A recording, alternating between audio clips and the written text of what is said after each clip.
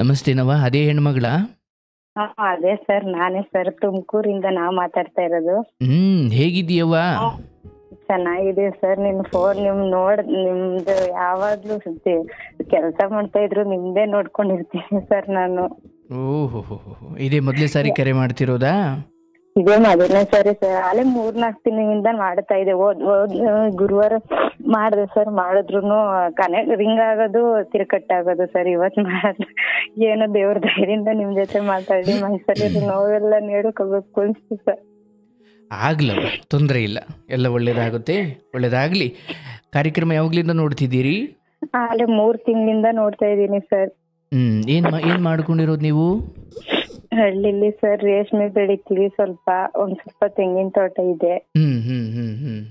ಇಲ್ಲಿ ಊರಲ್ಲೇ ಸರ್ ಇರೋದು. ಒಬ್ಳೆ ಮಗಳು ನಾನು ಅಪ್ಪಗೆ.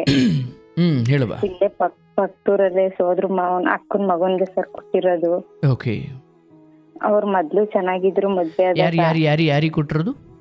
ಸೋದ್ರ ಮಾವ ನಮ್ಮಪ್ಪ ಇದಾರಲ್ಲ, ಓಕೆ, ಅವ್ರ ಅಕ್ಕನ ಮಗನ್ಗೆ. ಓ, ನಿಮ್ಮ ಅತ್ತೆ ಮಗನಿಗೆ? ಅತ್ತೆ ಮಗನ್ಗೆ. ಹೌದು, ಸಂಬಂಧದಲ್ಲಿ ಇಲ್ಲೇ ಮಾಡ್ಕೊಂಡಿದ್ದು ಸರ್ ಮದ್ವೆ. ಓಕೆ. ಮೊದ್ಲು ಒಂದೂವರೆ ವರ್ಷ ಚೆನ್ನಾಗಿದ್ರು ಸರ್. ಅವ್ರು ಕುಡಿತಾರೆ ಅಂತಾನೆ ಗೊತ್ತಿಲ್ಲ ನನ್ಗೆ. ಮದ್ವೆ ಆದಾಗ ಎಷ್ಟು ವರ್ಷ ನಾವು ನಿನ್ಗೆ? ಸರ್ ಆಲೆ ಮದ್ವೆಗೆ 2011ರಲ್ಲಿ 13 ವರ್ಷ ತುಂಬ 14 ವರ್ಷಕ್ಕೆ ಬೀಳ್ತಾಯ್ತು ಸರ್.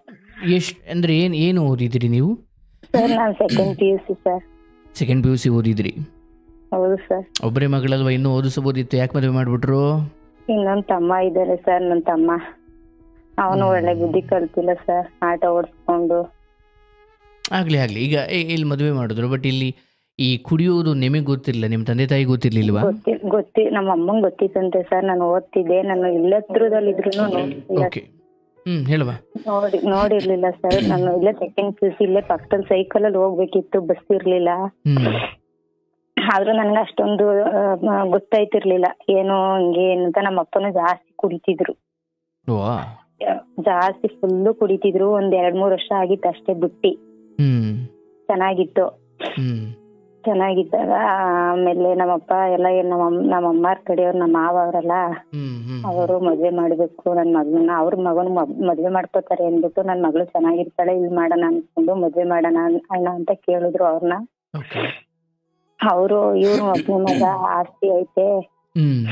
ಆಸ್ತಿ ಐತೆ ಮಾಡ್ಕೊಳ್ಳೋಣ, ಇಲ್ಲೇ ನೋಡ್ಕೊತಾನೆ, ಕಷ್ಟ ಸುಖ ಕಾಯ್ತಾನೆ, ಒಳ್ಳೆ ಹುಡ್ಗ, ಈ ಫ್ಯಾಮಿಲಿಲೆಲ್ಲ ದುಡ್ಡು ಕಷ್ಟ ಮಡಿಕೊಂಡವ್ರೆ, ಎಲ್ಲಾ ವ್ಯವಹಾರ ಚೆನ್ನಾಗ್ ಮಾಡ್ತಾನೆ ಅಂದ್ಬಿಟ್ಟು ಇಲ್ಲೇ ಪಕ್ಕದಲ್ಲೇ ಮಾಡಿದ್ರು ಸರ್ ಮಾವನ್ಗೆ.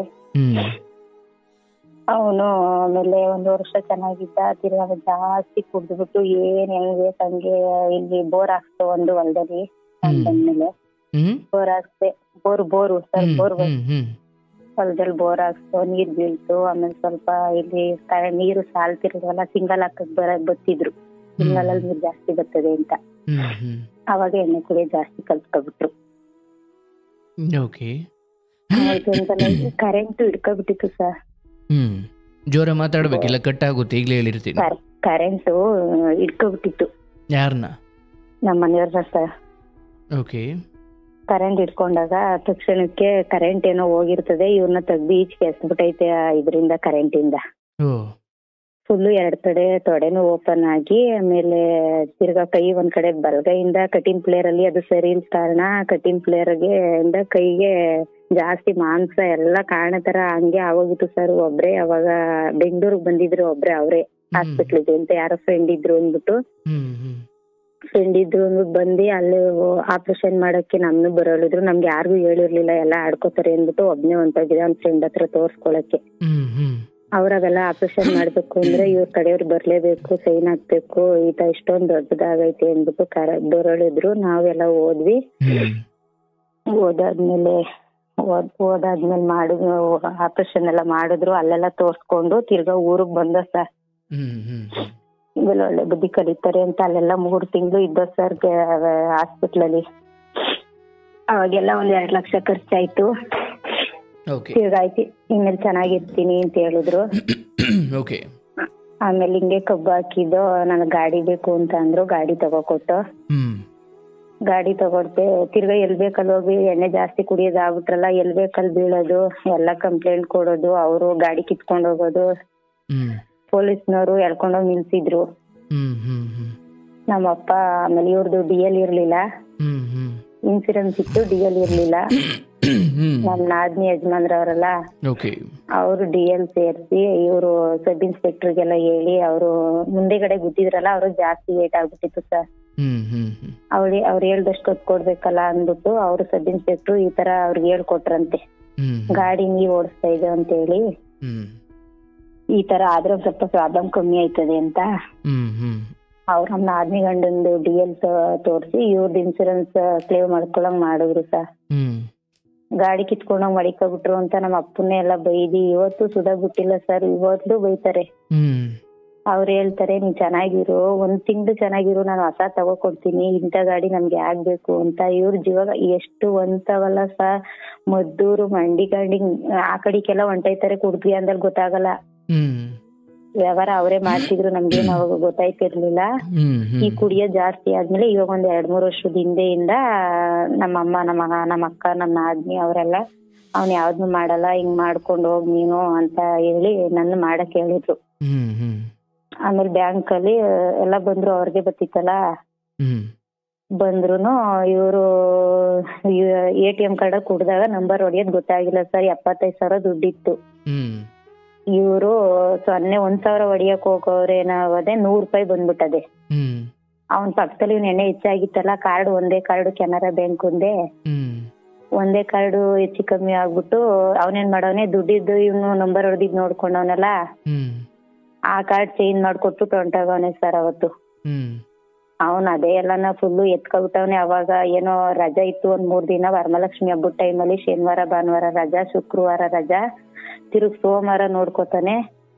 ನನ್ನ ನಿಮ್ಮ ಅಪ್ಪನ್ ಕರ್ಕೊಂಡು ನಿಮ್ ಕಡೆಯವ್ರನ್ನೆಲ್ಲ ನೋಡಿ ಹೋಗಿ ಎತ್ಕೊಬಿಟ್ಟಿದ್ಯಾ ಅಂತೆ ಮುಂದೆ, ನೀನ್ ಇರ್ಬೇಡ ಹೋಗ್ಬ, ನಮ್ಮ ಮನೆ ಹಾಳ್ ಮಾಡ್ಬಿಟ್ಟೆ ನೀನು ಅಂತ ನಾನು ದುಡ್ಡು ಇಟ್ಕೊಂಡು ಹೊಡಿತಾವನಿ. ಎತ್ಕೊಂಡವನು ಯಾರು? ಎತ್ಕೊಂಡವನು ಸರ್ ಅವ್ನು ಇದೇ ತರ ಫ್ರಾಡ್ ಅಂತೆ. ಅವ್ನ್ ಯಾರೋ ಮಹಾರಾಷ್ಟ್ರದ ಕಡೆ ಅವನ ಆ ಕಾರ್ಡು, ಆ ಕಡೆ ಕಾರ್ಡು ಇವನು ಕೊಟ್ಬಿಟ್ಟು ಹೊಂಟೋಗವನೆ. ಇವನ್ ಕಾರ್ಡ್ ಎತ್ಕೊಂಡ್ಬಿಟ್ಟು ಮೈಸೂರಲ್ಲೆಲ್ಲ ಎತ್ಕೊಂಡಿದ್ದ. ಅದು ಒಂದೇ ದಿವಸದಲ್ಲಿ ಎತ್ಕೊಳಕ್ ಆಗಲ್ವಲ್ಲ ಸರ್, 40,000 ಅಷ್ಟೇ ಎತ್ಕೊಳಕ್ ಆಗೋದು. ಇಲ್ಲಿ ದುರ್ಗಾದಲ್ಲಿ ಸಾರಿ ಸರ್ ಇಲ್ಲಿ ಹತ್ರ ಹೋಬ್ಳಿಯಲ್ಲಿ ದುಡ್ಡು ಎತ್ಕೊಂಡವ್ರ ಅವರು ಬ್ರಾಂಚ್ ಅಲ್ಲಿ. ಅವನು ಇವನ್ಗೆ ಫ್ರಾಡ್ ಮಾಡವನಲ್ಲ, ಅವನು 35,000 ಇಲ್ಲಿ ಎತ್ಕೊಂಡವನೆ. ನೆಕ್ಸ್ಟ್ ಹೋಗದ ಮೈಸೂರಲ್ಲಿ ಎತ್ಕೊಂಡಿರ್ತಾನೆ. ನಾವ್ ಕಂಪ್ಲೇಂಟ್ ಕೊಟ್ವಿ, ಕೊಟ್ಟಾಗ ಅವರು ಮುಖ ಎಲ್ಲ ಫುಲ್ಲು ಇದ್ ಮಾಡ್ಕೊಬಿಟ್ಟಿದ್ದಾನೆ ಕ್ಯಾಮ್ರಾದಲ್ಲಿ ಅಮೌಂಟ್ ಡ್ರಾ ಮಾಡುವಾಗ. ಅದು ಡ್ರಾ ಮಾಡ್ಕೋತೆ ಇವ್ರು ಕಂಡಿಡಿಯಕ್ ಆಗ್ಲಿಲ್ಲ. ನಾವು ಎಲ್ಲ ಇದ್ ಮಾಡ್ದೋ, ಹೋಗಿದ್ ಬರಲ್ಲ ಬಿಡಿ ಹಂಗೆ ಹಿಂಗೆ ಅಂತ ಹೇಳಿದ್ರು, ಅದನ್ನ ಕೈ ಬಿಟ್ಟ ಸರ್. ಇವಾಗ ಏನು ಹೊಸಿ ಕುಡಿಯಲ್ಲ ಸರ್. 12 ವರ್ಷ 13 ವರ್ಷ 14 ವರ್ಷಕ್ಕೆ ಬಿದ್ದೈತಿ ಸರ್. 2011ರಲ್ಲಿ ಮದ್ವೆ ಆಗಿರೋದು. ಒಬ್ರು ಅತ್ತೆ ಇದ್ದಾರೆ, ಮಾವ ಇರ್ಲಿಲ್ಲ, ಅವಾಗ್ಲೇ ಸತ್ತೋಗಿದ್ರು. ನಾವು ಬರೋಕ್ ಮುಂಚೆನೆ 1 ವರ್ಷ 2 ವರ್ಷ ಆಗಿತ್ತು. ನಮ್ಮ ಅತ್ತೆ ಇದ್ದಾರೆ. ನಮ್ಮ ಅತ್ತೆ ನಾದ್ನಿ ಒಬ್ರು ಮದ್ವೆ ಆಗಿದ್ದಾಗ್ಲೇ ಏನೋ ಪ್ರಾಬ್ಲಮ್ ಇದ್ದಿ ಅವ್ರು ಬಿಟ್ಬಿಟ್ಟು ಇಲ್ಲೇ ಇದ್ದಾರೆ.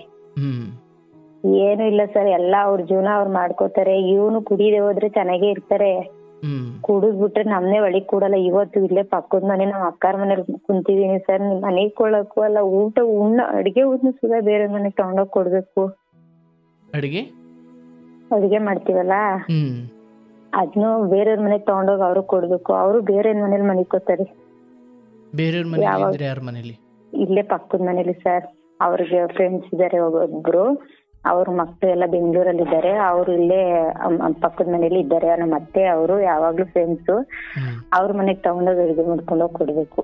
ನಿಮ್ಮ ಅತ್ತೆ ಇದಾರಾ? ನಮ್ಮ ಅತ್ತೆ ಇದಾರೆ ಸರ್. ಅವ್ರು ಹೇಳಲ್ವಾ ಬುದ್ಧಿಯ? ಸರ್ ಹೇಳಿದ್ರು ಜುಟ್ಟಿ ಇಟ್ಕೊಂಡೇ ಹೊಡೆದ್ ಬಿಡ್ತಾನೆ ಅಂತವನು ಸರ್. ನೀವ್ ಏನ್ ಅಂತಿರೋ ತಂದೆ ತಾಯಿಗೆ ಎಷ್ಟ್ ಚೆನ್ನಾಗ್ ನೋಡ್ಕೋಬೇಕು ಅಂತ, ಎಂತ ದೇವ್ರಿಗೆ ಮಾಡ್ಲಿಲ್ಲ ಅಂದ್ರೆ ಪರವಾಗಿಲ್ಲ, ತಂದೆ ತಾಯಿ ಚೆನ್ನಾಗ್ ನೋಡ್ಕೋಬೇಕು ಅಂತ ಎಷ್ಟು ಚೆನ್ನಾಗಿದ್ದಾಗೆಲ್ಲ ಹೇಳಿದ್ರು ಅಷ್ಟೇ. ನನ್ಗೂ ನನ್ಗೆ ಎಷ್ಟಾದ್ರು ಹೊಡಿ, ತಂದೆ ತಾಯಿ ಹೊಡಿಬೇಡ. ಈಗ್ಲೂ ಅವ್ರ ಅತ್ತೆಗೂ ಸುಧಾ ಜುಟ್ಟಿ ಇಟ್ಕೊಂಡು ಈಗ ಹೊಡೆದ್ರು. ಅತ್ತೆ ಅಂದ್ರೆ ಯಾರು? ಅವ್ರ ಅತ್ತೆ ಸರ್, ಅದೇ ಅವ್ರ ಅಪ್ಪ ಇದಾರಲ್ಲ ಅವ್ರ ತಂಗಿ. ಅವ್ರ ಸೋದ್ರದತ್ತೆ ಸರ್. ಒಬ್ರು ಗಂಡನ್ ಬಿಟ್ಬಿಟ್ಟು ಇಲ್ಲೇ ಇದ್ದಾರೆ ಊರಲ್ಲಿ. ಅವಾಗ್ಲೇ ಮದುವೆ ಆಗಿದ್ದ ಏನೋ ಪ್ರಾಬ್ಲಮ್ ಇದ್ದಿ ಅವ್ರ ಅತ್ತೆ ಇಲ್ಲೇ ಇದ್ದಾರೆ. ಅವರು ಹಂಗಂದ್ರೆ ನಮ್ಮ ಅಪ್ಪಾರ ಹೂವ ಅವ್ರಲ್ಲ ಅವ್ರ ತಂಗಿ ಸರ್. ನಮ್ಮ ಅಪ್ಪನ ಅವರು ಇದ್ದು ಎಲ್ಲ ಆಯ್ತು ಬಿಡವ, ಆಯ್ತು ತೊಂದರೆ ಇಲ್ಲ. ಈಗ ಇಲ್ಲಿ ಆ, ಎಷ್ಟು ವರ್ಷದಿಂದ ಇದು ನಡೀತಾ ಇರೋದು? ಸರ್ ಮದ್ವೆ 1.5 ವರ್ಷ ಅಷ್ಟೇ ಚೆನ್ನಾಗಿದ್ದಿದ್ದು. 10 ವರ್ಷದಿಂದ 11 ವರ್ಷದಿಂದ ಇದೆಯ. ಮಕ್ಳೆಷ್ಟು ಎಷ್ಟು ವಯಸ್ಸು? ಮಕ್ಳಿಲ್ಲ ಸರ್. 3 ವರ್ಷ ಆದ್ಮೇಲೆ ಮದ್ವೆ ಆದ್ 3 ವರ್ಷಕ್ಕೆ ಒಂದ್ ಮಗು ಆಯ್ತು. ಹ್ಮ್ ಏನೋ ಪ್ರಾಬ್ಲಮ್ ಡೆಲಿವರಿ ಟೈಮಲ್ಲಿ 8 ತಿಂಗಳಿಗೆ ಅಬಾರ್ಷನ್ ಆಗೋಯ್ತು ಸರ್. ಹ್ಮ್ ಮಂಡ್ಯದಲ್ಲಿ ನೀರ್ ಕುಡಿದ್ಬಿಟ್ಟೈತೆ ಅಂತ ICU ಇಕ್ಕಿದ್ರು. ಹ್ಮ್ ಬೆಳಿಗ್ಗೆ ಹೊತ್ತಕ್ಕೆ ಅದು ಉಳ್ಕೊಳ್ಳಿಲ್ಲ, ನೀರ್ ಜಾಸ್ತಿ ಕುಡಿದ್ಬಿಟ್ಟೈತೆ ಅಂದ್ಬಿಟ್ಟು ಅಬಾರ್ಷನ್ ಆಗೋಯ್ತು. ನಾರ್ಮಲ್ ಡೆಲಿವರಿನೇ ಮಾಡಿದ್ರು, ಅಬಾರ್ಷನ್ ಆಗೋಯ್ತು. ಹ್ಮ್ ತಿರ್ಗಾ ಆಮೇಲೆ ಇನ್ನೊಂದ್ 1 ವರ್ಷದಲ್ಲೇ ಇನ್ನೊಂದ್ ಆಯ್ತು. ಹ್ಮ್ ಅದು 5 ತಿಂಗಳು ಗಂಟ ಬೆಂಗಳೂರಲ್ಲೇ ಇದ್ದೆ ನಮ್ಮ ಅಕ್ಕನ ಮನೇಲಿ. ಓಕೆ. ಅದಾದ್ಮೇಲೆ ಅದು 5 ತಿಂಗಳಿಗೆ ಬೇರೆ ಸ್ಕ್ಯಾನಿಂಗ್ ಮಾಡ್ತಾರೆ. ಎಲ್ಲ ಮಗು ಚೆನ್ನಾಗಿದೆ, ಸಂಬಂಧದಲ್ವಾ ಮದ್ವೆ ಆಗಿರೋದು. ಹ್ಮ್ ಹ್ಮ್ ಇದು ಅದೇ ತರ ಮಗು ಏನಾದ್ರು ಪ್ರಾಬ್ಲಮ್ ಇದೆಯಾ ಇಲ್ವಾ ಅಂತ ಅದೇ ನಮ್ಮ ಅಕ್ಕಾರ ಕರ್ಕೊಂಡ್ ಹೋಗಿ ಸ್ಕ್ಯಾನಿಂಗ್ ಮಾಡ್ಸಿದ್ರು. 5 ತಿಂಗಳಿಗೆ ಒಂದ್ಸರಿ ಸ್ಕ್ಯಾನಿಂಗ್ ಮಾಡ್ತಾರಲ್ಲ ಅದನ್ನ ಮಾಡಿಸಿ ಅವರು ಹುಟ್ಟಿದ್ರು ಪ್ರಾಬ್ಲಮ್ ಆಗುತ್ತೆ, ಮಗು ಬೆಳವಣಿಗೆ ಚೆನ್ನಾಗಿಲ್ಲ ಅಂತ 2-3 ಕಡೆ ಸ್ಕ್ಯಾನಿಂಗ್ ಅಲ್ಲಿ ಹೇಳಿದ್ರು. ನಮ್ಮ ಅಕ್ಕಾರು ಇವ್ನ ಹಿಂಗ ಆಡ್ತಾವನಲ್ಲ, ಅಷ್ಟೊತ್ಕಾಲಿಗೆ ನಂಗೆ ಆಡ್ತಾ ಇದ್ದ. ಇವ್ನು ಹುಟ್ಟಿದ್ರುನು ಇಂತ ಕಾಯಿಲೆ ಮಗುನ್ ಎತ್ಕೊಂಡ್ ಕೂತಿದಿ ಅಂತ ನಿಮ್ಗೆ ಯಾವಾಗ್ಲೂ ಚಿಕ್ಕ ಹಿಂಸೆ ಕೊಡ್ತಾನೆ, ಈಗ ನೀನು ಕೊಡೋದ್ರಲ್ಲೇ ಮಗುನ್ ಯಾಕೆ ಕಾಳ್ ಮಾಡಿ ಹುಟ್ಟಿ ಮಾಡಿಸ್ಬಿಡೋಣ ಬಿಡು, ಇನ್ನೊಂದ್ಸರಿ ಆಯ್ತದೆ ಅಂತ ಹೇಳಿದ್ರು. ಅದ್ ಮಾಡಿಸಿದ್ಮೇಲೆ ತಿರ್ಗಾ ಕುಸ್ತಿ, ಎಂತೆದಾರ ಆಗೋದು ಯಾಕೆ ಮಾಡಿಸ್ತೀನಿ ನೀನು, ಅದ್ ಎಂತೆದಾರ ಆಗೋದು ಯಾಕೆ ಮಾಡ್ಸೋದು ಅಂತ. ಇವ್ನಿಲ್ಲ ಆಡೋ ಸಿಚುವೇಶನ್ ನಮ್ಮ ಅಕ್ಕರೆಲ್ಲ ನೋಡುದ್ರಲ್ಲ, ಚೆನ್ನಾಗಿದ್ರೆ ಓಕೆ ಸಾಕ್ತೀನಿ ಅಂದ್ರೆ ಮಡಿಕೊಳ್ಳೋಣ, ತಿರ್ಗಿ ಹುಟ್ಟದ್ಮೇಲೆ ಸಾಯಿಸ್ಬೇಕಲ್ಲ, ಈ ತರ ಎಲ್ಲ ಯಾಕೆ ಬೇಡ ಅಂದ್ಬಿಟ್ಟು ನಮ್ಮ ಅಕ್ಕರ್ ಬೇಡ, ನಮ್ ದಡಮ್ಮನ್ ಮಕ್ಳು ಅಲ್ಲೇ ಇದ್ನಲ್ಲ ನಾನು, ಒಂದ್ ಕಡೆ ಎಲ್ಲ 3-4 ಕಡೆ ತೋರ್ಸಿ ಬೇಡ ಅಂತ ಹೇಳಿದ್ರು ಡಾಕ್ಟ್ರು. ಅದ್ ಮಾಡಿಸ್ಬಿಟ್ರು ಸರ್. ಅಷ್ಟಿಂದ ತಿರ್ಗಾ ಮಕ್ಳಿಲ್ಲ. ಅಲ್ಲೇ ಅದಾಗಿ 8 ವರ್ಷ ಆಯ್ತು, ಅಷ್ಟಿನಿಂದ ಮಕ್ಳಿಲ್ಲ ಸರ್. ನಾವು ಹಾಸ್ಪಿಟ್ಲಿಗೆಲ್ಲ ತೋರಿಸ್ತೋ, ಅವ್ರು ಒಂದ್ ಸ್ವಲ್ಪ ಪ್ರಾಬ್ಲಮ್ ಇದೆ ಅಂತ ಹೇಳಿದ್ರು. ಅವ್ರು ಎನಿ ಟೈಮ್ 24 ಗಂಟೆ ಕುಡ್ಕೊಂಡೇ ಇರ್ತಾರೆ ಸರ್. ಹಾಸ್ಪಿಟ್ಲ್ ಹೋದ್ರೆ ಏನಂತಾರೆ, ಇವ್ರು ಸ್ವಲ್ಪ ಏನೋ ಪ್ರಾಬ್ಲಮ್ ಇದೆ, ಇವ್ರು ಟ್ಯಾಬ್ಲೆಟ್ ತಗೋಬೇಕು ಅಂತಾರೆ. ಇವ್ರು ಬೆಳಿಗ್ಗೆಯಿಂದ ಸಾಯಂಕಾಲ ಗಂಟ ಅಲ್ಲಿ ಹಾಸ್ಪಿಟ್ಲಿಗೂ ಸುಧಾ ಕುಡ್ಕೊಂಡೇ ಬರ್ತಾನೆ. ಅಂತದ್ರಲ್ಲಿ ನಮ್ಮ ಅಕ್ಕರೆಲ್ಲ ಹೋಗ್ಲಿ ಬಿಡು, ಇವಾಗ ಆಗಲ್ಲ, ಇದ್ ಮಾಡ್ಕೊಳ್ಳೋಣ, ಅದೇ ಇಂಜೆಕ್ಷನ್ ಇಂದ IVF ಮುಖಾಂತರ ಮಾಡ್ಕೊಳ್ಳೋಣ ಅಂದ್ರೆ ಅವ್ರು ಹೇಳೋ ಕಂಡೀಷನ್ಗೆ ಇವ್ರು ಇರಲ್ಲ. ನಾನು ನಮ್ಮ ಅಕ್ಕರೆಲ್ಲ 1-3 ತಿಂಗಳು ಏನಾರ ಆಡ್ಕೊಳ್ಳಿ ಬಂದ್ಬಿಡು ಅಂತ ಅಂದ್ರು ಸರ್. ಹೋಗಿದೆ ಮಾಡಿಸ್ಕೊಳ್ಳೋಣ ಅಂತಾನೆ. ಹೋಗಿದ್ಮೇಲೆ ಇವನು ನಿಂಗೆ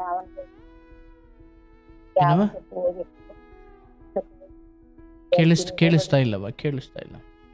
ಯಾವತ್ತಕ್ಕೋ ಹೋಗಿ ಎತ್ಕೊಂಡಿದ್ದಿ ಅಂತ ಹೇಳ್ತೀನಿ, ಅದ್ ಹೆಂಗ್ ತೋರ್ಸ್ಕೊಂಡ್ ಬಂದಿ ಬಾ ನೀನು ಊರಿಗೆ, ಹಂಗೆ ಹಿಂಗೆ ಅಂತ ಫೋನ್ ಮಾಡಿ ಬೈದ್ಬಿಟ್ರು. ಇವ್ರು ಚೆನ್ನಾಗಿದ್ದಾಗ ಆಯ್ತು ಮೇಡಮ್ ಅವ್ರೆ, ಎಷ್ಟಾರ ಆಗ್ಲಿ 2 ಲಕ್ಷ ಆಗ್ಲಿ ನಾನ್ ತೋರಿಸ್ತೀನಿ ಮಾಡ್ತೀನಿ ಅಂತ ಸೈನ್ ಹಾಕ್ಬಿಟ್ಟು ಬಂದ್ರು. ಇನ್ನೊಂದ್ ದಿವಸ ಕುಡ್ದು ಫೋನ್ ಮಾಡ್ತಾವ್ರೆ, ನೀನ್ ಅದೇನು ಮಾಡಿಸ್ಕೂಡ್ದು ಬಾ ಊರಿಗೆ ಕರ್ದಿ. ಆಯ್ತವ, ಈಗ ಏನು ವಿಚಾರನವ? ಈಗ ಏನು ಸಮಸ್ಯೆ? ಈ ತರ ಪ್ರಾಬ್ಲಮ್ ಆಗೈತೆ, ಇವ್ರನ್ನೆಲ್ಲಾ ನೋಡ್ಕೊಂಡು ಹಿಂಗೆಲ್ಲಾ ಮಾಡ್ಕೊಂಡು ಹೋಯ್ತಾ ಇದೀನಿ ಸರ್. ಮನೇಲಿ ಮನಗಕ್ಕೂ ಇದ್ದಕ್ಕಿದ್ದಂಗೆ ಹೊಡೆದ್ಬಿಡ್ತಾನೆ, ಏನ್ ಇದ್ದಿರ್ತದ ಅದ್ರಲ್ಲೇ. ಇಲ್ಲಿ ನಿಮ್ ತಂದೆ ತಾಯಿ ಇಲ್ಲಿ ಯಾರು ಬಂದು ಕೇಳಲ್ವಾ? ಅಥವಾ ಹೇಳೋರು ಕೇಳ್ತಾರೆ ಸರ್, ಅವ್ರನ್ನೇ ಬಾಯಿಗೆ ಬಂದಂಗ್ ಬೈತಾನೆ, ಅವ್ರನ್ನೇ ಹೊಡಿಯಕ್ ಹೋಯ್ತಾನೆ. ಆಯ್ತವಾ, ಒಂದ್ ಹಂತ ಆದ್ಮೇಲೆ ಹೋಗು, ಪೊಲೀಸ್ ಸ್ಟೇಷನ್ಗೆ ಹೋಗು, ಕಂಪ್ಲೇಂಟ್ ಕೊಡು, ಒಳಿಕ್ ಹಾಕ್ಸು. ಯಾಕೆ ಹಾಕ್ಸಲ್ಲ? ಅದು ಎಲ್ಲ ಆಡ್ಕೋತಾರೆ, ಇವತ್ ಸರಿ ಐತೆ ನಾಳೆ ಸರಿ ಐತೆ ಅಂತ ಎಲ್ಲ ಆಡ್ಕೊಳ್ತಾರೆ. ನಿಲ್ಸವ ನೀನು, ಏನ್ ಆಡ್ಕೊಳ್ತಾರೆ?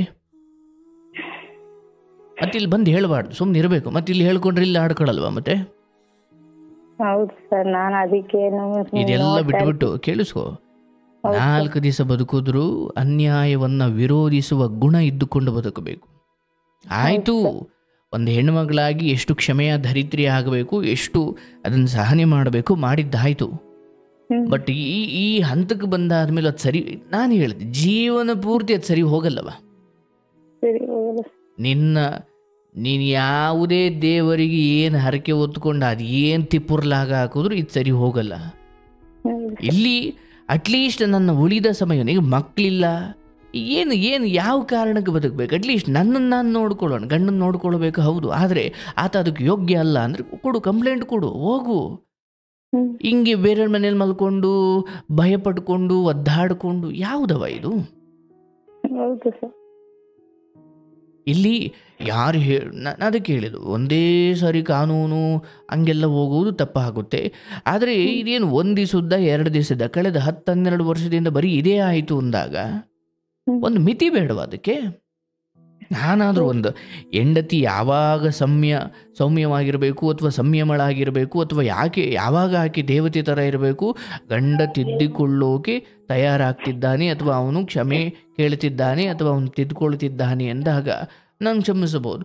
ಇಲ್ಲ, ನಾನು ಆಗಲ್ಲ ಅಂತ ಬಲವಾಗಿ ಅವನ ತಾಯಿಗೆ ಹೊಡೆಯೋದು, ಅಕ್ಕನಿಗೆ ಹೊಡೆಯೋದು ಅಥವಾ ಅತ್ತೆಗೆ ಹೊಡೆಯೋದು, ಈ ಮಟ್ಟಿಗಿದ್ದಾಗ ಒಂದು ಹೆಣ್ಮಗಳಾಗಿ ನಾನು ಚಾಮುಂಡಿಯ ಹಾಗೆ ಇದನ್ನು ವಿರೋಧಿಸಿ 4 ದಿನ ಬದುಕಿದ್ರು ನಾನು ಈ ವಿಚಾರದಲ್ಲಿ ನೀನೇನು ದುಡ್ಡು ತಂದು ಹಾಕುಂತಿಲ್ಲ ಅಥವಾ ನೀನೇನು ನಂಗೆ ಮಗು ಇಲ್ಲ, ನಾನು ಇನ್ಯಾವನಿಂದನೂ ಹೋಗ್ತೀನಿ ಅನ್ನೋಷ್ಟು ಕೆಟ್ಟ ನಡತೆ ಏನು ಮಾಡಿಕೊಂಡಿಲ್ಲ ಅಥವಾ ಅಂಥ ಹೀನಾಯವಾದ ನಡತೆಯನ್ನು ನೀನು ರೂಪಿಸ್ಕೊಂಡಿಲ್ಲ. ಎಲ್ಲ ಚೆನ್ನಾಗಿದ್ದು ಈ ಪೆಟ್ಟು ತಿಂತಲೇ ಇರಬೇಕು, ಏಟು ತಿಂತಲೇ ಇರಬೇಕು. ಈ ಕುಡುಕ್ ನನ್ನ ಮಕ್ಕಳು ಸವಾಸ ಎಲ್ಲ ಇಷ್ಟೇ. ಇವತ್ತು ಇವನ್ ನಾವೇ ಒದ್ದಾಚೆ ಇಕ್ಕಿದೀವಲ್ಲವಾ? ಧರ್ಮ ಸಂಬಂಧಕ್ಕೂ ಮೀರಿದ್ದು. ಸಂಬಂಧಗಳನ್ನು ಉಳಿಸಿಕೊಳ್ಳೋದಿಕ್ಕೆ ನಾನು ಪಾದದವರೆಗೂ ಬಾಗಬಹುದು, ಅದ್ರ ಮೇಲೂ ನಾನೇ ಬಾಗಬೇಕು ಅಂದರೆ ಮಣ್ಣಿಗೆ ಹೋಗ್ಬೇಕಷ್ಟೇ. ಮಣ್ಣಿಗೆ ಹೋಗೋದು ಸತ್ತ ಮೇಲೆ, ಬದುಕಿದ್ದಾಗಲ್ಲ. ಸೊ ಇಲ್ಲಿ ನೀನು ನಿನ್ನ ತವ್ರ ಮನೆಯವರೋ ಹಿರಿಯರೋ ಅಥವಾ ಇದು ಯಾವುದಕ್ಕೂ ಇದು ಬಗ್ಗೋದಿಲ್ಲ ಅಂದರೆ ನಿನ್ನ ಬದುಕನ್ನು ನೋಡ್ಕೊ. ನೀನು ಕಂಪ್ಲೇಂಟ್ ಕೊಡು, ಬಿಸಿ ಮುಟ್ಸು. ಒಂದು ಹೆಣ್ಮಗಳಾಗಿ ನೀನು ಯಾವ ರೀತಿ ಪ್ರತಿಭಟನೆ ಮಾಡಬೇಕು ಅಂದರೆ ಇವನಿಗೆ ಅಂದರೆ ಅಯ್ಯೋ ಹೊಡಿತಾನೆ, ಕೊಟ್ಟರೂ ಹೊಡಿತಾನೆ, ಕೊಡ್ದಿದ್ರೂ ಹೊಡಿತಾನೆ. ಈಗ ನೀನು ಸುಮ್ಮನೆ ಇದ್ದರೆ ಹಂಗೂ ಹೊಡಿತಾನೆ, ಕಂಪ್ಲೇಂಟ್ ಕೊಟ್ಟರು ಹೊಡಿತಾನೆ. ಆದರೆ ಇಲ್ಲಿ ಕಂಪ್ಲೇಂಟ್ ಕೊಟ್ಟೆ ಹೊಡಿಸ್ಕೊ, ಏನು ತೊಂದರೆ ಇಲ್ಲ. ಅಲ್ಲಾದರೂ ಅಟ್ಲೀಸ್ಟ್ ಆ ಆತ್ಮ ಆದರೂ ಕುಡಿಯೋದು ಬಿಟ್ಟು ಸ್ವಲ್ಪ ಉದ್ಧಾರದ ಕಡೆ ಗಮನ ಕೊಡ್ತದ. ಅಥವಾ ಉದ್ಧಾರ ಅಂದರೆ ಹಣ ದುಡಿಮೆ ಮಾಡೋ ಉದ್ಧಾರ ಅಲ್ಲ, ಅಥವಾ ದುಡಿಮೆಯ ಉದ್ಧಾರವಲ್ಲ. ಅಟ್ಲೀಸ್ಟ್ ಕುಡಿತಾ ಬಿಟ್ಟು ಎಲ್ಲರನ್ನ ಗೌರವಾನ್ವಿತವಾಗಿ ಕಾಣುವಷ್ಟು ಒಂದು ಆತ್ಮದ ಉದ್ಧಾರ, ಒಂದು ಬುದ್ಧಿ, ಒಂದು ಶ್ರೇಷ್ಠ ಸಂಯಮದ ಅಥವಾ ಒಂದು ಶುದ್ಧ ಜೀವನ, ಒಂದು ಅರೆಗಳಿಗೆ ಆದರೂ ಜೀವನವನ್ನು ಶುದ್ಧವಾಗಿಸಿಕೊಳ್ಳೋ ಪ್ರಯತ್ನ. ಅದಕ್ಕೊಂದು ಪೆಟ್ಟೆ ಬೀಳ್ತಾ ಇಲ್ಲ ಎಲ್ಲುವ ಅಂದರೆ ಒಂದೋ ಸಮಾಜ ಬುದ್ಧಿ ಕಲಿಸಬೇಕು, ಇಲ್ಲ ಕಾನೂನು ಬುದ್ಧಿ ಕಲಿಸಬೇಕು, ಕರ್ಮ ಬುದ್ಧಿ ಕಲಿಸುತ್ತೆ. ಅದಕ್ಕೆ ಸಮಯ ಬೇಕು. ಅಷ್ಟೊತ್ತಿಗೆ ನೀನು ಬೆಂದೋಗ್ಬಿಟ್ಟಿರ್ತೀಯ. ಬಿಡು, ಕರ್ಮ ನೋಡ್ಕೊಳ್ಳುತ್ತೆ ಅನ್ಲಿಕ್ಕೆ ಅಷ್ಟೊತ್ತಿಗೆ ನೀನು ಬೆಂದೋಗ್ಬಿಟ್ಟಿರ್ತೀಯ. ಕರ್ಮ ನೋಡ್ಕೊಳ್ಳೋದು ಅಂತ ಅರ್ಥ ಅದೇ ಏನೋ ಬಂದು ಮಾಡಲಿ ಅಂತ ಅಲ್ಲ. ನೀವು ಕಾನೂನಿನ ಮೂಲಕವೋ ಅಥವಾ ಇನ್ಯಾವುದೋ ಹಿರಿಯರ ಮೂಲಕವೋ ಯಾವುದೋ ಒಂದು ಮೂಲಕ ಇವಕ್ಕೆಲ್ಲ ಪೆಟ್ಟು ಕೊಡ್ತಾ ಬರೋದೇ ಕರ್ಮದ ಕೆಲಸ. ಅದೇ ಕರ್ಮ ನಿಮ್ಮ ಮೂಲಕನೇ ಕೆಲಸ ಮಾಡಿಸೋದು. ಬಿಡು, ಕರ್ಮ ನೋಡ್ಕೊಳ್ಳಿ, ಪೆಟ್ಟು ತಿನ್ಕೊಂಡು ಕೂತ್ಕೊಳ್ತೀಯಲ್ಲವ. ಹೌದು ಸರ್, ನಾನು ಹಂಗಂತ ಅಂದೆ ಕಂಪ್ಲೇಂಟ್ ಕೊಡ್ತೀನಿ ಅಂದ್ರೆ ಅವ್ರು ಎಷ್ಟು ದಿನ ನೀ ಬಂದು ನಿನ್ನೆ ಚುಟ್ತೀನಿ ಚೂರಿಲೆ ಅಂತಾನೆ ಯಾರಿಗೆಲ್ಲ ಸೇರ್ಸಿದ್ದ ಸರ್. ಬೆಂಗಳೂರಿಗೆ 3 ತಿಂಗಳು ಇದ್ದ, 35,000. ಅಲ್ಲಿಂದ ಬಂದು ಅಲ್ರಟ್ಟಿಗೆ ಬತ್ತಿದಂಗೆ ಕುಡ್ಕೊ ಹೊಂಟ್ಬಂದ ಏಕ ಹೊಡ್ಕೊಂಡ್ ನನ್ಗೆ, ನೀನ್ ಯಾವಳ ಸೇರ್ಸು ಅಂದನು, ನಿನಗ್ ಮಾಡ್ತೀನಿ ನಡಿ ಅಂತ. ಇದೇ ಲಾಸ್ಟ್, ತಿರ್ಗೇನಾದ್ರು ನೀನ್ ಸೇರ್ಸು ನಿನಗ್ ಮಾಡ್ತೀನಿ ಅಂತ ಅಂದ್ರು. ತಿರ್ಗಿಲ್ ಕಂಪ್ಲೇಂಟ್ ಕೊಡೋಣ ಅಂತ ಹೋದ್ರೆ ಅವ್ನ್ ಎಷ್ಟಿನ್ ಮಾಡಿಕೊಂಡನು, ಅವ್ನ ಇಲ್ಲಿ ಪೊಲೀಸ್ನವ್ರು ಈಚಲ್ ಕಾಯ್ತಾನೆ, ಮನೆಯೊಳಗ್ ಕಾಯ್ಬೇಕಲ್ಲ ನಿನ್ಗೆ, ಆ ಗುಲಾಮ ಕಾಯ್ದಾನ ನೀನ್ ಅಂತಾನೆ. ಇವೆಲ್ಲ ಹೆದರ್ಸ್ಲಿಕ್ಕೆ ಏನು ಮಾಡ್ಲಿಕ್ಕಲ್ಲ. ಈಗ ನೀನು ಹೆದರ್ಕೊಳ್ತಿದ್ದಿ, ನನಗೆಲ್ಲ ಅರ್ಥವಾಗ್ತಿದೆ. ಬಟ್ ಒಂದವ ಈತ ನಿನಗೇನೋ ಮಾಡ್ತಾನೆ. ಈಗ ನಾನು ಹೇಳೋದು ಇಲ್ಲಿ 2 ಆಪ್ಷನ್. ಒಂದು, ಅವನು ಏನಾದರೂ ಮಾಡ್ಕೊಂಡು ಹೋಗಲಿ ಸರ್, ನನಗೆ ಬಿಟ್ಬಿಟ್ಟಿದ್ದೀನಿ ಸರ್, ಅವನ್ನ ನನ್ನ ಪಾಡಿಗೆ ನಾನು ಜೀವನ ಮಾಡ್ಕೊಂಡಿರ್ತೀನಿ ಸರ್, ಮೂಲೆಯಲ್ಲಿ ಮಲ್ಕೊಳ್ತೀನೋ, ಹೊರಗಡೆ ಮಲ್ಕೊಳ್ತೀನೋ, ಚರಂಡಿಲಿ ಮಲ್ಕೊಳ್ತೀನೋ, ಇಂಥವ್ನು ಕಟ್ಕೊಂಡ್ಬಿಟ್ಟಿದ್ದೀನಿ, ಇನ್ನು ನಾನು ಅವ್ನು ಯಾವ ಸವಾಸಕ್ಕೂ ಹೋಗಲ್ಲ ಸರ್, ನಾನೆಲ್ಲೋ ದುಡಿಮೆ ಮಾಡ್ಕೊಂಡು ನನ್ನ ಜೀವನ ಇಷ್ಟೇ ಅಂದುಕೊಂಡು ನನ್ನ ಪಾಡಿಗೆ ನಾನು ಬದುಕೊಂಡು ಹೋಗ್ತೀನಿ ಸರ್ ಅಂತ. ಇಲ್ಲ ಹಿಂಗಿರು. ಇಲ್ಲ ಸರ್, ನನಗೂ ಒಂದೊಳ್ಳೆ ಜೀವನ ಬೇಕು, ಅಥವಾ ನಾನು ಕೂಡ 4 ಬದುಕಬೇಕು, ನನಗೆ ಇವನಿಂದ ಮುಕ್ತಿ ಬೇಕು, ಅಥವಾ ಇವನಿಂದ ನನಗೆ ಸಾಕಾಗಿ ಹೋಗ್ಬಿಟ್ಟಿದೆ, ಒಂದೋ ಇವನು ಬದಲಾಗಬೇಕು, ಇಲ್ಲ ನನ್ನಿಂದ ದೂರವಾಗಬೇಕು, ಆ ಮಟ್ಟಿಗೆ ನಾನೇನೋ ಕಾನೂನಾತ್ಮಕವಾಗಿ ಹೋಗ್ತೀನಿ ಸರ್, ನನಗೆ ಅವನು ಬಂದು ಏನಾದರೂ ಮಾಡಲಿ ಸರ್, ಅವನು ಏನೋ ಮಾಡಿಬಿಟ್ರೆ ಅವನನ್ನು ಸುಮ್ಬಿಟ್ಬಿಡಲ್ಲ, ಅವನಿಗೂ ಅವನದೇ ಆದ ಕರ್ಮಗಳಿರ್ತವೆ, ಅದು ಕಾನೂನು ಮೂಲಕನೋ ಅಥವಾ ಇನ್ಯಾವುದೋ ಮೂಲಕನೋ ಅವನು ಅದನ್ನ ಅನುಭವಿಸಲೇಬೇಕು. ಆದರೆ ಇಲ್ಲಿ ಮದುವೆ ಮಾಡಿಕೊಟ್ಟು ಅಥವಾ ಒಂದು ಸಂಸಾರ ಅಥವಾ ಒಂದು ಸಂಬಂಧಿಕರಲ್ಲಿ ಇಂಥದ್ದೇನೂ ಆದಾಗ ಯಾರೂ ಬಂದು ಒಂದು ಮಾತು ಕೇಳಲ್ಲ. ಯಾರೋ ಒಬ್ಬ ವಿದ್ಯಾವಂತ ಬಂದು ಯಾಕೋ ಆ ಹೆಣ್ಮಕ್ಳಿಗೆ ಹಿಂಗೆಲ್ಲ ಮಾಡ್ತಿದೀಯಾ ಅಂತ ಒಬ್ಬ ಹೆದರಿಸಿ ನಿಂತುಕೊಂಡ್ರೆ ಇವನು ಹೆದರ್ತಾನೆ. ಯಾರೂ ಇಲ್ಲ. ಪಂಚಾಯತಿ ಇಲ್ಲೇ ಊರೊಳಗಡೆನೆ ಎಲ್ಲ ಹೇಳಕ್ ಬಂದ್ರೆ ನಿನ್ ನೋಡಿದೀನಿ ಹೋಗು ಅಂತಾನೆ, ಅವನ್ನೇ ಎಲ್ಲಾರ್ನು ಬೈತಾನೆ ಸರ್, ಒಬ್ರುನಲ್ಲ. ಆಯ್ತವ. ಆ, ಈ ಈ ಪಾಪ ನಿನ್ನ ತಾಯಿ ಮೇಲೆ ಇದೆ. ಹೌದು. ಇದಾರ ನಿಮ್ಮ ತಾಯಿ ಇದಾರ? ನಮ್ ತಾಯಿ ಇಲ್ಲ ಸರ್, ಅಲ್ಲಿದ್ದಾರೆ. ಇಲ್ಲಿ ನಮ್ಮ ಅಕ್ಕರು ಅವ್ರು ಎಲ್ಲ ಯಾವಾಗ್ಲೂ ನಿಮ್ದೆಲ್ಲ ನಿಮ್ಮ ನೋಡ್ತಾರೆ. ತಾಯಿ ಬದುಕಿದಾರ? ಬದುಕಿದ್ದಾರೆ ಸರ್, ಅವರು ಊರಲ್ಲಿ ಇದ್ದಾರೆ ಅವರು. ಇದ್ರ ಬಗ್ಗೆ ಏನು ಗಮನ ಕೊಡಲ್ಲ? ಹೇಳ್ತಾರೆ, ಯಪ್ಪ ನೀನ್ ಆಗದ್ ಕಿದ್ದಿ 5 ನಿಮಿಷ ಅಲ್ಲೂ ಹೋಗಿ ಕುಡಿದ್ಬಿಟ್ಟು ಯಾವಾಗ್ಲೂ ಜಗಳ ಆಡ್ತಾನೆ, ನೀನ್ ಆಗದ್ ಕಿದ್ದಿ ಕಣವ ಅಂತ ಊರಲ್ಲೆಲ್ಲ ಹಂಗೆ ಅಂತಾರೆ ಸರ್. ನಾವ್ ಹತ್ರ 10 ನಿಮಿಷ ಇರಕ್ಕಾಗಲ್ವಲ್ಲ, ಹೆಂಗ್ ಇರ್ತಿ ನೀನು ಅಂತಾರೆ ಸರ್. ಮತ್ತೆ ಯಾಕೆ ನೀನು ಬಿಡೋ ನಿರ್ಧಾರ ಮಾಡಿಲ್ಲ? ಬಿಡ ನಿರ್ಧಾರ ಅಂದ್ರೆ ಇಲ್ಲಿ ಇವ್ರಿಬ್ರು ವಯಸ್ಸಾದವ್ರು ಅವ್ರೆ ಸರ್, ನೋಡ್ಕೊಳೋರ್ ಯಾರು ಇಲ್ಲ. ಅವ್ರು ನನ್ ಕಾಲ್ ಕಟ್ಕೋತೀನಿ, ನಾನ್ ಬಿಟ್ಬಿಟ್ಟು ಹೋಗ್ಬೇಡ ಕಣವ, ಕಷ್ಟನೋ ಸುಖನೋ 2 ದಿವಸ ನೋಡ್ಕೊ, ಅವನೆಲ್ಲ ಅವನೇ ಸರಿ ಆಯ್ತಾನೆ ಅಂತಾರೆ ಸರ್ ಒಂದ್ಸರಿ. ನೋಡವ್ವ, ನಾನು ಹೇಳೋದು ಅವನ್ ಸರಿ ಹೋಗ್ಲಿಕ್ಕೆ ಸಾಧ್ಯನೇ ಇಲ್ಲ, ಇದನ್ನ ನೀನು ಸ್ಪಷ್ಟವಾಗಿ ತಿಳ್ಕೊ. ಆದರೆ ಆ ಹಿರಿಯರ ಸೇವೆ ಮಾಡು. ಆ ಹಿರಿಯರ ಸೇವೆ ಮಾಡಿದ್ರೆ ನನಗೆ ಅಲ್ಲಾದರೂ ನೆಮ್ಮದಿ ಪಡ್ಕೊಳ್ತೀನಿ, 4 ದಿನ ಅವರೇ ತಂದೆ ತಾಯಿ ಎಂದುಕೊಂಡು ಬದುಕ್ತೀನಿ ಅಂದರೆ ಅದು ಅದ್ಭುತವೇ ಹೌದು. ಆದರೆ ಈ ಮಧ್ಯೆ ಇವನ ಕಾಟ ಬೇರೆ ಇದೆ ಎಂದಲ್ಲ. ಹಾಗಾಗಿ ನಾನು ಹೇಳೋದು, ಇಲ್ಲಿ ಇದೇ ಮನೆಯಲ್ಲಿ ಇದ್ದುಕೊಂಡು ಆ ಹಿರಿಯರ ಸೇವೆ ಮಾಡಿಕೊಂಡು, ಈಗ ಅವರು ಪಾಪ ಅವ್ರಿಗೂ ಬೇರೆ ಗಂಡು ಮಕ್ಳಿದಾರಾ? ಬೇರೆ ಗಂಡ್ ಮಕ್ಳಿಲ್ಲ ಸರ್, ಒಬ್ರು ಹೆಣ್ಮಕ್ಳಿದ್ದಾರೆ, 2 ಮಕ್ಳಿದಾರೆ ಅವ್ರಿಗೆ, ಹೆಣ್ಮಕ್ಳು ಇಬ್ರುನು. ಅವರು ಅದೇ ಬಿಟ್ಟೋಗ್ಬೇಡ ಅಂತ ಬಿಟ್ಟು ಹೋಗ್ಬೇಡ ಅಂತಲ್ಲ, ಅವ್ರು ಅದನ್ನೇ ಬೈತಾರೆ. ಆ ಹುಡ್ಗಿ ಆಗದ್ ಅದೇ ಅಂತೋನು ಇಂತಾನು ಅಂತ ಬೈದ್ರೆ ಅವ್ನು ಯಾರನ್ನೂ ಬಿಡಲ್ಲ ಸರ್. ಇವ್ನ ಒಂಥರ ಇದ್ದಿದ್ದಂಗೆ, ಅದ್ ಹೇಳಕ್ಕಾಗಲ್ಲ ಇವನ್ ಬಗ್ಗೆ. ಆತರ ಇವೆಲ್ಲ ನಾನು ಹೇಳ್ತೀನಲ್ಲ, ಇವೆಲ್ಲ ಅವ್ನು ಇದ್ದಿದ್ದಂಗೆ ಸರ್, ಅವ್ನು ಯಾರಿಗೂ ಏನು ಮಾಡಲ್ಲ ಸರ್. ಅದಕ್ಕೊಂದಷ್ಟು ಅಂದರೆ ಸಂಬಂಧ ಮರೆತು ಕೆಲವೊಂದನ್ನು ಶಿಕ್ಷಿಸಬೇಕು. ಅದು ನಿಮಗೆಲ್ಲ ಆ ತಾಕತ್ತಿಲ್ಲ ಅಂದರೆ ಬರೋದನ್ನ ಅಂದ್ಕೊಂಡು ಆ ತಂದೆ ತಾಯಿ ಆ ವಯಸ್ಸಾದವ್ರು ನೋಡ್ಕೊಂಡು ಹೋಗು.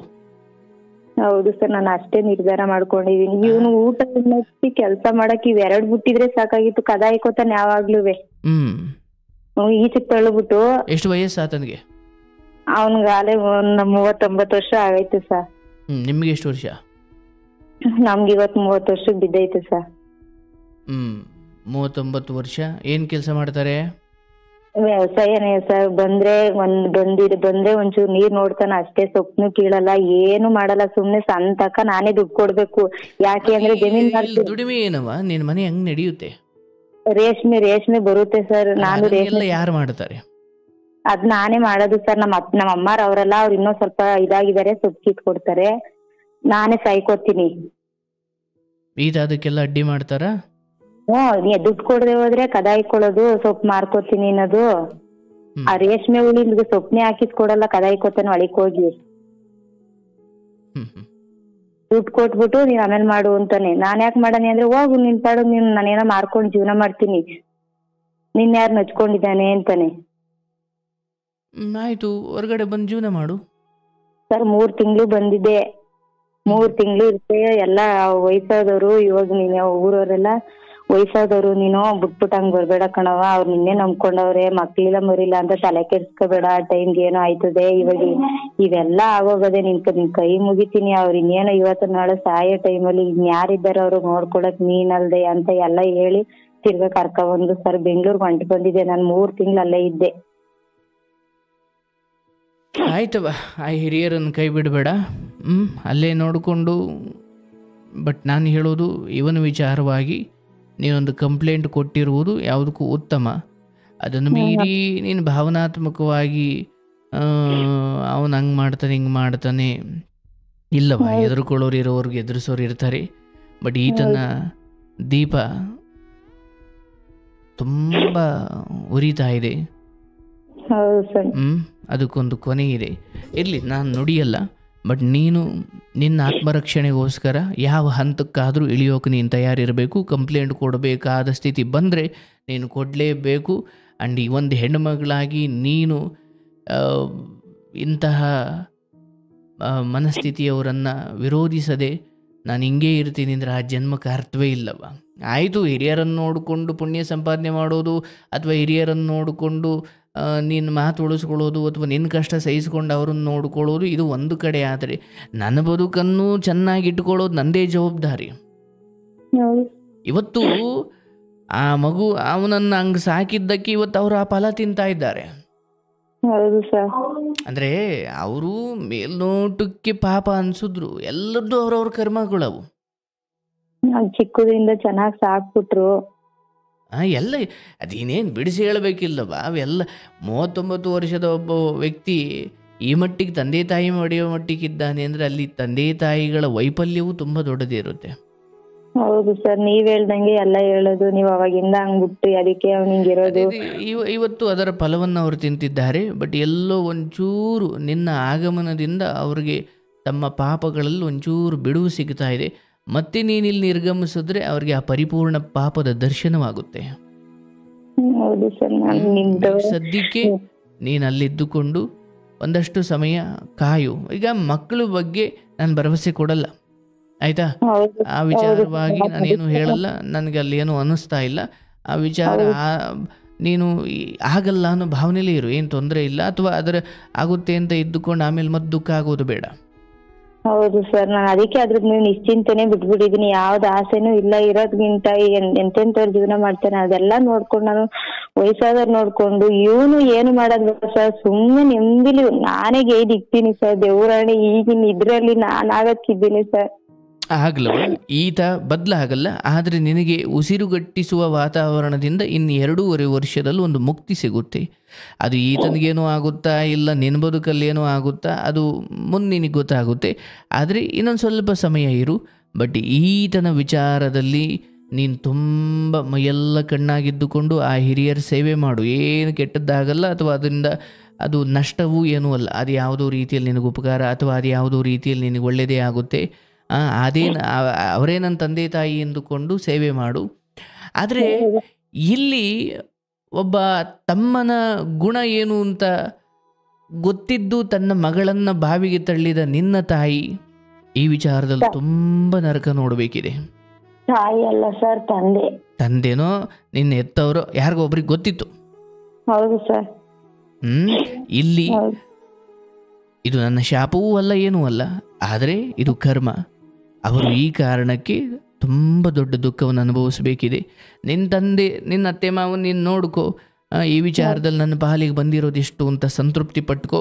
ಆದರೆ ತೀರ ಪ್ರಾಣಕಂಟಕ ಅಂದಾಗ ನೀನು ಎಲ್ಲರನ್ನ ತೊರೆದು ನಿನ್ನನ್ನು ನೀನು ಕಾಪಾಡಿಕೊಳ್ಳೋದೇ ಉತ್ತಮ. ಅದು ಮಾವ ಅತ್ತೆ ಯಾರಾದರೂ ಸರಿ, ನನ್ನನ್ನು ಕಾಪಾಡಿಕೊಳ್ಳೋ ವಿಚಾರ ಬಂದಾಗ ನಾನು ಎಲ್ಲ ಧರ್ಮವನ್ನು ಸೈಡಿಗೆ ಇಟ್ಟು ನನ್ನನ್ನು ನಾನು ಮೊದಲು ಕಾಪಾಡಿಕೊಳ್ಬೇಕು. ನಾನಿದ್ರೆ ಧರ್ಮ.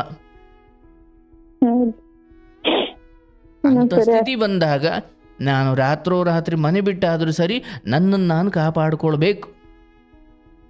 ಆಮೇಲೆ ಮಿಕ್ಕವರನ್ನು ಕಾಪಾಡುವುದು. ಇದು ಎಲ್ಲರ ವಿಚಾರದಲ್ಲೂ ಅಪ್ಲೈ ಆಗಲ್ಲ. ಒಬ್ಬ ಸೈನಿಕರ ವಿಚಾರದಲ್ಲಿ ಮೊದಲು ಅವರನ್ನು ಅವರು ಕಾಪಾಡಿಕೊಳ್ಳೋದು, ಅವ್ರನ್ನ ಅವ್ರು ಕಾಪಾಡಿಕೊಳ್ಳಿಕ್ಕೆ ಅವ್ರಿಗೊಂದಷ್ಟು ಗನ್ಗಳು, ಒಂದಷ್ಟು ಬುಲೆಟ್ ಪ್ರೂಫ್ ಜಾಕೆಟ್ಗಳು ಕೊಟ್ಟಿರ್ತಾರೆ. ಬಟ್ ಅದನ್ನು ಮೀರಿ ದೇಶವನ್ನು ಕಾಪಾಡಲಿಕ್ಕೆ ಅವರು ತಮ್ಮ ಪ್ರಾಣವನ್ನು ತೆರ್ತಾರೆ. ಆದರೆ ಸಂಸಾರಿಗಳಾಗಿದ್ದುಕೊಂಡು ಲೋಕದಲ್ಲಿ ವ್ಯವಹಾರ ಜೀವನ ಮಾಡ್ತಾ ಇರೋ ನಾವು ನೀವುಗಳು ನಮ್ಮ ಪ್ರಾಣಕ್ಕೆ ಕಂಟಕ ಅಂತ ಬಂದಾಗ, ಅಂದರೆ ಇದಕ್ಕಿದ್ದ ಹಾಗೆ ಬೆಂಕಿ ಬಿದ್ದು ಬಿಡ್ತು ಅಂದಾಗ ಅಯ್ಯೋ ಅವರೆಲ್ಲಿದ್ದಾರೆ ಇವರೆಲ್ಲಿದ್ದಾರೆ, ಇಲ್ಲ ನಾನು ಮೊದಲು ಓಡಬೇಕಾಚೆ, ನಾನು ಹೊರಗಡೆ ಹೋಗಿ ನನಗೇನು ನಡೀತಿದೆ ಅಂತ ಒಂದು ಕ್ಲಾರಿಟಿ ಸಿಕ್ಕಿ ಆಮೇಲೆ ಎಲ್ಲಾದರೂ ಸಂದಿಲ್ ಹೋಗಿ ಒಬ್ಬರನ್ನ ಎಳ್ಕೊಂಬರ್ಬೋದು, ಆಮೇಲೆ ನೋಡೋಣ. ನಾನೇ ಸುಟ್ಟೋದ್ರೆ ಇನ್ನೊಬ್ರನ್ನ ಕಾಪಾಡೋದಿಲ್ವಂತವ. ಹೌದು ಸರ್. ಧರ್ಮ ಹೇಳುತ್ತೆ ಅಂಥದ್ದೊಂದು ಸ್ಥಿತಿ ಬಂದರೆ ಯಾರನ್ನೂ ಕಾಪಾಡ್ಲಿಕ್ಕೆ ಹೋಗ್ಬೇಡ, ನಿನ್ನನ್ನು ನೀನು ಮೊದಲು ಕಾಪಾಡ್ಕೊ, ಆಮೇಲೆ ನೀನು ಇನ್ನೊಬ್ರಿಗೆ ಕೈ ಚಾಚಬೇಕು. ಆದರೆ ನೀನಿದ್ರೆ ಕೈ ಚಾಚ್ತೀಯ, ನೀನೇ ಇಲ್ಲ ಅಂದರೆ ಕೈ ಚಾಚೋದಿಲ್ವಂತೂ. ಹಾಗಾಗಿ ಈಗ ಅತ್ತೆ ಮಾವನ್ನ ನೋಡ್ಕೊ, ಕೆಲಸ ಮಾಡ್ಕೊಂಡು ಹೋಗು. ಈತ ಏನಂದ್ರು ಏನು ಬೈದರು ಅದೇನು ಹೊಸದಲ್ಲ, ಬಿಟ್ಬಿಡು. ಆತನಿಗೆ ಭಗವಂತ ಶಿಕ್ಷೆ ಕೊಡ್ತಾನೆ. ಅತ್ತೆ ಮಾವನ ವಿಚಾರದಲ್ಲಿ ಯಾವತ್ತೂ ಕೈ ಬಿಡಬೇಡ, ಅದಕ್ಕೆ ನೀನು ಬದ್ಧಳಾಗಿರು. ನಿನ್ನ ಜೀವನದಲ್ಲೂ ಇದೇ. ಇವತ್ತು ನೀನು ಮಾತು ಎಷ್ಟು ಚೆನ್ನಾಗಿ ಹೇಳದೆ, ಇಲ್ಲ ನಾನು ಹಂಗೆ ಹೋಗಿದ್ದೆ ಆದರೆ ಅವರು ಬೇಡ ಅಂತಾರೆ, ಅತ್ತೆ ಮಾವ ಇದ್ದಾರೆ, ಅದಕ್ಕೆ ನನಗೂ ಈ ಥರದ್ದೇನು ಹೊರಗಡೆ ಹೋಗ್ಲಿಕ್ಕೆ ಆಗ್ತಿಲ್ಲ ಅಂತ. ಸೊ ನೀನು ಕೊಟ್ಟ ಕಾರಣ ಅಥವಾ ನೀವು ಹೇಳ್ತಿರೋ ರೀತಿ ಅಥವಾ ಅತ್ತೆ ಮಾವನ ಕಾರಣಕ್ಕೋಸ್ಕರ ನೀವು ಸಹಿಸ್ತಾ ಇರೋ ಕಷ್ಟ ಇವು ನಿನ್ನ ಖಂಡಿತ ಏನು ನಷ್ಟ ಮಾಡಲ್ಲ. ಒಳ್ಳೆ ರೀತಿಯಲ್ಲಿ ನಿನಗೆ ಉಪಕಾರ ಅಥವಾ ನಿನಗೆ ನಾಳೆ ದಿನ ನಿನ್ನ ಕಡೆ ಜೀವನದಲ್ಲಿ ನಿನಗೆ ಈ ಎಲ್ಲ ಸದ್ಬುದ್ಧಿ ಅಥವಾ ಅವ್ರಿಗೇನು ನೀನು ಇವತ್ತು ಮಾಡ್ತಿದ್ದೀಯ ಅವೆಲ್ಲ ನಿನ್ನ ಕಡೆಗಾಲದಲ್ಲಿ ನಿನಗೆ ಫಲ ಕೊಡ್ತವೆ. ಇದನ್ನು ಶಾಶ್ವತ ಅಂತ ಭಾವಿಸಬೇಡ. ಆತ